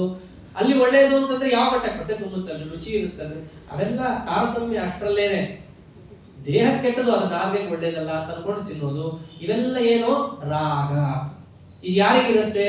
ಇವೆಲ್ಲ ಯಾರು ಅಪರೋಕ್ಷ ಜ್ಞಾನ ಬೇಡ, ನಾವು ಮೇಲ್ಮಟ್ಟಕ್ಕೆ ಏನಲ್ಲ, ನಾವು ಇದ್ದಲ್ಲೇ ಇರ್ತೀವಿ, ಇಲ್ಲ ಕೆಳಗೆ ಹೋಗ್ತೀವಿ, ಜಾರ ಬಂಡೆ ಆಡ್ತೀವಿ ಅಂತಂದವ್ರಿಗೆ ಅವೆಲ್ಲ ಬೇಕು. ಯಾರಿಗೆ ಇದು ತಾರಕ ಆಗತ್ತೆ? ಹೌದು, ಇದೆಲ್ಲ ನಮಗೆ ಯೋಗ್ಯ ಅಲ್ಲ, ನಾವು ಸ್ವಲ್ಪ ಏರ್ಬೇಕು ಏರೋದು ಅಂದ್ರೇನು? ಅಪರೋಕ್ಷ ಜ್ಞಾನಕ್ಕೆ ನಾವು ಮುಟ್ಟಬೇಕು. ಅದೇ ಏರೋದು ಶಬ್ದಾರ್ಥ. ಏನೋ ದೊಡ್ಡ ದೊಡ್ಡ ಸ್ಥಾನಮಾನಕ್ಕೆ ಹೋಗೋದನ್ನು ಕೃಷ್ಣ ಇಲ್ಲಿ ಹೇಳೇ ಇಲ್ಲ. ಅಪರೋಕ್ಷ ಜ್ಞಾನವನ್ನು ಮುಟ್ಟೋದೇ ನಿಜವಾದ ಏರುಗತಿ. ಅಲ್ಲಿಗೆ ಮುಟ್ಟಬೇಕು ಅಂದ್ರೆ ರಾಗ, ಕ್ರೋಧ, ಭಯ ಇವುಗಳನ್ನು ಬಿಟ್ಟಿರಬೇಕು. ಅದು ಹೆಂಗೆ ಬಿಡಕ್ ಸಾಧ್ಯ ಇದೆ? ರಾಗವನ್ನು ಬಿಡೋದು ಹೇಗೆ? ಹೇಳೋದು ಸುಲಭ, ಅಲ್ಲಿ ನೀವು ಇಷ್ಟಪಡಬೇಡ್ರಿ, ಮನಸ್ಸಿಡಬೇಡ್ರಿ ಅಂತ. ಅದು ಹೆಂಗೆ ಸಾಧ್ಯ ಇದೆ? ಅದಕ್ಕೆ ಹೇಳ್ತಾರೆ ನೋಡು, ಒಂದೇ ಸರ್ತಿಗೆ ಆಗಲ್ಲ. ಅದಕ್ಕೆ ಕಾರಣ ಕೊಟ್ಟ. ಯಸ್ಸರ್ವತ್ರ ನಭಿಸ್ನೇಹ ತತ್ತತ್ ಪ್ರಾಪ್ಯ ಶುಭಾಶುಭಂ ನಾಭಿನಂದತಿ ನ ದ್ವೇಷ್ಟಿ ತಸ್ಯ ಪ್ರಜ್ಞಾ ಪ್ರತಿಷ್ಠಿತ. ನಮ್ಮ ಪ್ರಜ್ಞೆ ನಿಲ್ಬೇಕು ಅಂದ್ರೆ ಅವ್ನು ಹೀಗಿರ್ಬೇಕು. ಎರಡರ್ಥ. ಒಂದು, ಭಗವದ್ಗೀತೆಯ ಸ್ವಾರಸ್ಯನೇ ಅದು. ನಾವು ಆಧ್ಯಾತ್ಮಿಕವಾಗಿ ತಗೊಂಡ್ರೆ ಹಾಗೂ ಅರ್ಥ ಹೇಳಬಹುದು, ಲೌಕಿಕವಾಗಿ ತಗೊಂಡ್ರು ಅರ್ಥ ಹೇಳಬಹುದು. ಪ್ರಜ್ಞೆ ಅವನಿಗೆ ಏನು ಸಂಪಾದಿಸಿಕೊಂಡಿರ್ತಾನೆ ಅದು ನಿಲ್ಬೇಕು ಅಂದ್ರೆ ಅವ್ನು ಹೇಗಿರ್ಬೇಕು? ಯಾವ ಪದಾರ್ಥದಲ್ಲೂ ಕೂಡ ಅತ್ಯಂತ ಸ್ನೇಹ ಮಾಡಬಾರದು. ಯಸ್ಸರ್ವತ್ರ ಅನಭಿಸ್ನೇಹ. ಬರೀ ಅಸ್ನೇಹ ಅಂತರ್ಲಿಲ್ಲ. ಯಾಕೆಂದ್ರೆ ನಾವು ಸಮಾಜದ ಮಧ್ಯದಲ್ಲಿ ಇದ್ದಾಗ ಎಲ್ಲೋ ಒಂಚೂರು ಪ್ರೀತಿ ಮಾಡಬೇಕಾಗುತ್ತೆ, ದ್ವೇಷ ಅಂತೂ ಇದ್ದೇ ಇರುತ್ತೆ, ತಪ್ಪಿಸಕ್ಕಾಗಲ್ಲ ಅದನ್ನ. ಆದರೆ ಅನಭಿಸ್ನೇಹ, ತುಂಬಾ ಸ್ನೇಹ ಮಾಡಕ್ ಹೋಗ್ಬಾರ್ದು ಯಾವ್ದ್ರಲ್ಲೂ. ಹಂಗ ಮಾಡಿದ್ರಿಂದ ನಿಮ್ಗೊಂದು ಪವರ್ ಬರುತ್ತೆ. ಏನದು? ತತ್ತತ್ ಪ್ರಾಪ್ಯ ಶುಭಾಶುಭಂ. ನಿಮ್ಮನ್ನ ಒಂದು ಕಡೆ ಇಟ್ಟ ಅಂದ್ರೆ ದೇವರು ನಿಮ್ಮನ್ನ ಎರಡೂ ತಾಗಿಸ್ತಾನೆ ಇರ್ತಾನೆ. ಒಳ್ಳೇದು ಕೆಟ್ಟದ್ದು ನಿಮಗೆ ಬಂದು ಬಡಿತಾನೆ ಇರುತ್ತದು. ಪ್ರಹ್ಲಾದರಾಜರು ಅದಂತ ಯಸ್ಯಾ ಪ್ರಿಯ ಪ್ರಿಯವಿಯೋಗ ಸುಯೋಗ ಜನ್ಮ ಶೋಕಾಗ್ನ ಸಕಲ ಯೋಗಂತು ದಕ್ಷ್ಯಮಾನ. ನಮಗ್ ಬೇಕೋ ಬೇಡವೋ, ನಮ್ಮನ್ನು ಸಂಸಾರಕ್ಕೆ ತಳತೀಯ, ಇಷ್ಟ ಇದೆಯೋ ಬಿಟ್ಟಿದೆಯೋ, ಬೇಕಾದದ್ದು ಬರಲ್ಲ, ಬೇಡದಿದ್ದು ಬಂದು ಒಗ್ಗರಿಸುತ್ತೆ ನಮಗೇನೆ. ತತ್ತತ್ ಪ್ರಾಪ್ಯ ಶುಭಾಶುಭಂ. ಶುಭಾಶುಭಗಳು ನಿಮಗೆ ಬಿಟ್ಟದ್ದಲ್ಲ, ಅದು ಬಂದು ತಾಗುತ್ತೆ. ಆದರೆ ನಿಮ್ಮ ಮನಸ್ಸು ಹಾಳಾಗಬಾರದು ಅಂತಂದ್ರೆ ಏನ್ ಮಾಡಬೇಕು? ಅಭಿನ ಸ್ನೇಹ. ಯದ್ವತತ್ವ ಒಂದನ್ನು ಪ್ರೀತಿ ಮಾಡಬಾರದು, ಯದ್ವತತ್ವ ಯಾವುದನ್ನು ದ್ವೇಷನೂ ಮಾಡಬಾರದು. ಯಸ್ಸರ್ವತ್ರ ಅನಭಿಸ್ನೇಹ. ತುಂಬಾ ಪ್ರೀತಿ ಮಾಡಿಬಿಟ್ರೆ ಒಂದು ವೇಳೆ ಆ ಪದಾರ್ಥ ತಪ್ಪೋಯ್ತು ಅಂತಂದ್ರೆ ಮನಸ್ಸು ಹಾಳಾಗಿ ಹೋಗ್ಬಿಟ್ಟು ಹದಗೆಟ್ಟು ಹೋಗುತ್ತದೆ. ಯಾವುದನ್ನು ತುಂಬಾ ಪ್ರೀತಿ ಮಾಡಬಾರದು, ಪ್ರೀತಿ ಮಾಡಬೇಕು. ಎಷ್ಟು ಮಾಡಬೇಕು? ಪರಮಾತ್ಮನಿಗೆ ಇದು ಪ್ರಿಯ, ನನ್ನ ಸಾಧನೆಗೆ ಅನುಕೂಲ ಅಂತ ಅನ್ಕೊಂಡಲ್ಲಿ ಮನಸ್ಸಿಡಬೇಕೇ ಹೊರತು ಸುಮ್ಮನೆ ಯತ್ವತತ್ವ ಬಂತು ಸಿಕ್ತು ಅಂತ ಹೇಳಿ ಅರ್ಧರಾತ್ರಿಯಲ್ಲಿ ಕೊಡೆ ಹಿಡ್ದಂಗ ಅದರ ಮೇಲೆ ಯತ್ವತತ್ವ ಪ್ರೀತಿಯನ್ನು ಸುರಿಸಕ್ ಹೋಗಬಾರ್ದು. ಹಂಗೆ ಸುರಿಸಿದ್ರೆ ಮಾತ್ರ ದುಃಖ ತಪ್ಪಿದ್ದಲ್ಲ. ಎಷ್ಟು ಬೇಕೋ ಅಷ್ಟು ಮಾತ್ರ ಮಾಡಬೇಕು. ಅಷ್ಟೇ ಅಲ್ಲ, ಶುಭಾಶುಭಗಳು ಬಂದಾಗ ಪ್ರೀತಿಯನ್ನು ಅವನೇನು ಹೆಚ್ಚಿಗೆ ಮಾಡಿರಲ್ಲ. ನಾಭಿನಂದತಿ ನ ದ್ವೇಷ್ಟಿ. ಅದು ಬಂತು ಅಂತ ಹೇಳಿ ಖುಷಿನೂ ಪಡಲ್ಲ ತುಂಬಾ, ಹಾಗೆ ಅದು ಬರಲಿಲ್ಲ ಅಂತ ಹೇಳಿ ಅದರ ಮೇಲೆ ದ್ವೇಷನೂ ಇವನು ಮಾಡಲ್ಲ. ಹಿಂಗೆ ಯಾರಿರ್ತಾರಲ್ಲ ತಸ್ಯ ಪ್ರಜ್ಞಾ ಪ್ರತಿಷ್ಠಿತ. ಅವನಿಗೆ ಅಪರೋಕ್ಷ ಜ್ಞಾನ ಒಲಿಯುತ್ತೆ. ಸಾಮಾಜಿಕವಾಗಿಯೂ ಅವನು ಒಳ್ಳೆ ಪ್ರಜ್ಞೆ ಬಂದಿದ್ದು ನಿಲ್ಲುತ್ತೆ. ಯಾಕೆಂದ್ರೆ ಇದು ಎರಡು, ಸಾಧನ ಮಾರ್ಗ ಸಾಧ್ಯ ಮಾರ್ಗ, ಎರಡನ್ನೂ ಇಲ್ಲಿ ಹೇಳ್ತಾ ಇದ್ದಾನೆ ಕೃಷ್ಣ. ಅಷ್ಟೇ ಅಲ್ಲ, ಅವ್ರು ಹೆಂಗಿರ್ತಾರೆ ಗೊತ್ತೇನು? ಇದು ಬಹಳ ಮುಖ್ಯ. ನಮಗೆ ಮನಸ್ಸು ಹತೋಟಿಯಲ್ಲಿ ಬರೋದು ಹೇಗೆ? ಎಲ್ಲರೂ ಕೂಡ ಅದನ್ನೇ ಹೇಳ್ತಿರ್ತಾರಲ್ಲ, ಮನಸ್ಸು ಸ್ವಚ್ಛ ಇಟ್ಕೊಳ್ರಿ, ಕರೆಕ್ಟು. ಮನಸ್ಸನ್ನ ನಿಮ್ಮ ಹತೋಟಿಯಲ್ಲಿ ಇಟ್ಕೊಂಡ್ರೆ ಅದೂ ಕರೆಕ್ಟ್. ಎಲ್ಲ ಕರೆಕ್ಟ್. ಬರೋದು ಹೇಗೆ? ಆಗ್ಬೇಕಲ್ಲ. ಆ ಮನಸ್ಸು ಆನೆ ಇದ್ದಂಗೆ ಇರುತ್ತದು, ಹೋಗಿದ್ದೇ ದಾರಿ. ನಾವು ತಡಿಯಕ್ಕಾಗತ್ತೇನ್ರಿ? ಆನೆ ಇದ್ದಲ್ಲ. ಅದಕ್ಕಿಂತ ಮದ ಏನ್ ಬಿಡುತ್ತಂದ್ರೆ ಕೃಷ್ಣಾರ್ಪಣ. ಅದು ಹೋಗ್ತಿರುತ್ತೆ, ಅವ್ರು ಕೈ ಮುಟ್ಕೊಂಡು ಕೂತ್ಕೊಂಡು ನಾವು ತಪ್ಪಿಸ್ಕೋಬೇಕಷ್ಟೇ. ಮನಸ್ಸು ಹಾಗೆ ಮದಗಜ ಅಂತ ಕರೀತಾರೆ ಅದನ್ನ ನಾವು ಹತೋಟಿಯಲ್ಲಿ ಇಟ್ಕೊಳ್ಳೋದು ಅಂತಂದ್ರೆ ಒಮ್ಮೆಲೆಗೆ ಸಾಧ್ಯ ಆಗಲ್ಲ. ಅದಕ್ಕೊಂದು ಕ್ರಮ ಇದೆ. ಏನ್ ಹೇಳ್ತಾರೆ ಕೃಷ್ಣ? ಯದಾ ಸಂಹರತೆ ಚಾಯಂ ಕೂರ್ಮೋಂಗಾನಿ ಇವ ಸರ್ವಶಃ ಇಂದ್ರಿಯಾಣೀಂದ್ರಿಯಾರ್ಥೇಭ್ಯಃ ತಸ್ಯ ಪ್ರಜ್ಞಾ ಪ್ರತಿಷ್ಠಿತ. ಮನಸ್ಸು ತುಂಬಾ ದೊಡ್ಡ ಪದಾರ್ಥ. ಒಮ್ಮೆಲೆ ಅದನ್ನ ನಿಯಂತ್ರಣ ಮಾಡ್ತೀನಿ ಅಂದ್ರೆ ಆಗಲ್ಲ. ಪುಟ್ಟದನ್ನು ಮೊದಲು ನಿಯಂತ್ರಣ ಮಾಡೋದು ಕಲಿ. ಯಾವುದು? ಕಣ್ಣು, ಕಿವಿ, ಎಲ್ಲದಕ್ಕಿಂತ ದೊಡ್ಡದಾಗಿ ನಾಲ್ಗೆ. ಅದನ್ನ ನಿಯಂತ್ರಣ ಮಾಡೋದು ಮೊದಲು ಕಲಿಯಪ್ಪ. ಅದನ್ನ ನೀನು ನಿಯಂತ್ರಣ ಮಾಡೋದನ್ನ ಕಲಿತಿ ಸಿದ್ಧಹಸ್ತಾದಿ ನನಗೇನು ಇಷ್ಟನೋ ಅದನ್ನ ಮಾತ್ರ ನೋಡ್ತೀನಿ ನಾನು. ಕಣ್ಣಿಂದ ಮೊದಲು ನೋಡೋದನ್ನು ಕಲ್ತು. ಆಮೇಲೆ ಕಿವಿ. ಈಗಂತೂ ಆ ಕಿವಿದಂತೂ ಅದು ಬೇಡ. ಕಿವಿ ಚುಚ್ಚೋದಲ್ಲ, ಕಿವಿ ಒಳಗ ಅಂತರಾತ್ಮಕ ಚುಚ್ಚಕೊಂಡು ಕೇಳ್ತಿರ್ತಾರ. ಅದಾಗತ್ತಾ ಬಿಡಕ್ಕೆ? ಒಂದೊಂದು ಇಂದ್ರಿಯವನ್ನ ಗೆಲ್ಲಬೇಕು ಮೊದಲು. ಆಮೇಲೆ ಆ ಎಲ್ಲಾ ಇಂದ್ರಿಯಕ್ಕೂ ಲೀಡರ್ ಅದು ಮನಸ್ಸು. ಆಮೇಲೆ ಏನ್ ಮಾಡಬೇಕು? ಆ ಮನಸ್ಸನ್ನ ಗೆಲ್ಲಕ್ಕೆ ಪ್ರಯತ್ನ ಮಾಡಬೇಕು. ಒಮ್ಮೆಲೆ ಹೋಗ್ತೀನಿ ನಾನು 10ನೇ ಮೆಟ್ಲು ಹತ್ತೀನಿ ಬೀಳ್ತಾರೆ. ಒಮ್ಮೆಲೆ ಮನಸ್ಸನ್ನು ನಿಯಂತ್ರಣ ಮಾಡಕ್ಕಾಗಲ್ಲ. ಇಂದ್ರಿಯಾಣಿ ಇಂದ್ರಿಯಾರ್ಥೇಭ್ಯಃ ತಸ್ಯ ಪ್ರಜ್ಞಾ ಪ್ರತಿಷ್ಠಿತ. ಒಂದೊಂದು ಇಂದ್ರಿಯವನ್ನು ಮೊದಲು ನಿಯಂತ್ರಣ ಮಾಡ್ಕೊಂಬ. ಆ ಇಂದ್ರಿಯಕ್ಕೆ ಸಂಬಂಧಪಟ್ಟ ಪದಾರ್ಥಗಳಿಂದ ಅದನ್ನ ಯಾವುದು ಯೋಗ್ಯ ಅಯೋಗ್ಯ ಅನ್ನೋ ವಿವೇಕವನ್ನು ನೋಡಿಕೊಂಡು ಆ ವಿವೇಕಕ್ಕನುಸಾರವಾಗಿ ಅಯೋಗ್ಯವಾಗಿದ್ರೆ ಇಂದ್ರಿಯವನ್ನು ವಾಪಸ್ ತಗೋ, ಯೋಗ್ಯವಾಗಿದ್ರೆ ಅಲ್ಲಿ ಬಿಡು. ಹೇಗಿರ್ಬೇಕು ಗೊತ್ತೇನು? ನಮ್ಮ ಇಂದ್ರಿಯಗಳು ಕೂರ್ಮೋಂಗಾನಿ ಇವ ಸರ್ವಶಃ. ಒಂದು ಆಮೆ ಸಂಚಾರ ಮಾಡ್ತಾ ಇರುತ್ತೆ ಬಾವಿಯಲ್ಲಿ, ನೀರಲ್ಲಿ ನೋಡ್ಬೋದು. ಏನಾದ್ರು ಅದಕ್ಕೆ ಆಪತ್ತಿದೆ ಅಂತ ಗೊತ್ತಾದ ಕೂಡಲೇ ಏನ್ ಮಾಡುತ್ತೆ? ಎಲ್ಲ ಒಳಗೆ ಎಳ್ಕೊಂಡ್ಬಿಡುತ್ತೆ. ಹಾಗಿರ್ಬೇಕು ಅಂತಾನೆ ಕೃಷ್ಣ. ಆಪತ್ತಿದೆ ಅಂತ ಗೊತ್ತಾದ ಕೂಡಲೇ ಏನ್ ಮಾಡ್ಬೇಕಲ್ಲ, ನಮ್ಮ ಇಂದ್ರಿಯವನ್ನ ಹರಿಬಿಡಬಾರದು, ಒಳಗೆ ಎಳ್ಕೊಂಡ್ಬಿಡ್ಬೇಕು. ಅವಾಗ ಆಮೇಲೆ ಏನೂ ಮಾಡಕ್ಕಾಗಲ್ಲ, ಅದ್ರ ಪಾಡಿಗೆ ಇರುತ್ತೆ. ಯೋಗ್ಯವಾದದ್ದು ಬಂತು ಅಂತಂದ್ರೆ ಕಾಲು ಕೈ ಚಾಚತ್ತೆ, ತಲೆ ಹೊರಗೆ ಹಾಕತ್ತೆ, ನಡೆಯುತ್ತೆ. ಅಲ್ಲೂ ಕೂಡ 4, 2 ಕೈ 2 ಕಾಲು ಅಥವಾ 4 ಕಾಲು ತಲೆ, ಹಾಗೆ ಪಂಚೇಂದ್ರಿಯಗಳು ನಮಗೂ ಕೂಡ ಅದನ್ನ ಒಳಗೆ ಎಳ್ಕೊಂಡ್ಬಿಡ್ಬೇಕು ಆ ಜಾಗದಿಂದ.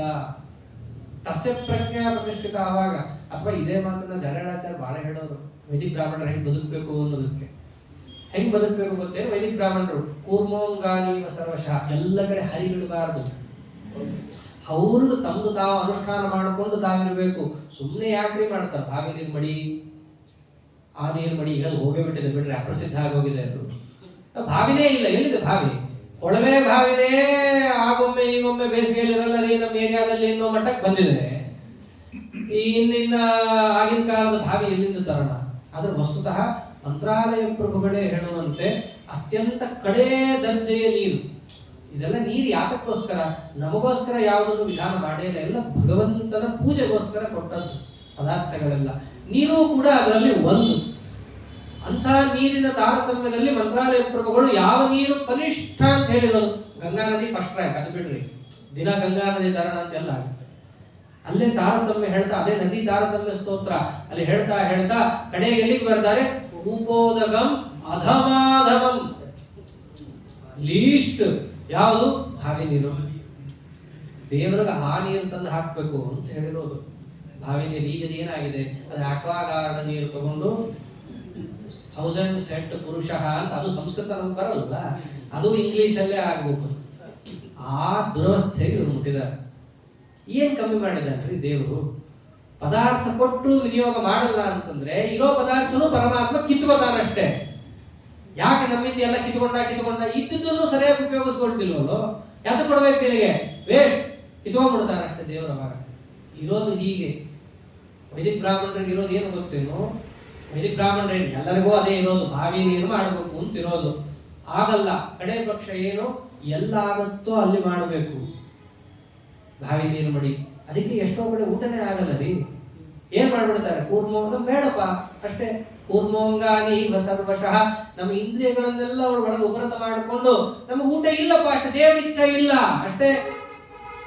ಪರಮಾತ್ಮ ಇವತ್ತು ನಮಗೆ ಊಟ ಕೊಟ್ಟಿಲ್ಲ ಹಂಗ ಅನ್ಕೊಂಡವರು ಊಟದಿಂದ ನಿವೃತ್ತರಾಗ್ತಿದ್ರೆ ಹೊರತು ಇವತ್ತೇನೋ ನೀರು ಸಿಕ್ಲಿಲ್ಲ ಅಂತ ಏನ್ರಿ ಮಾಡಕ್ಕಾಗತ್ತೆ?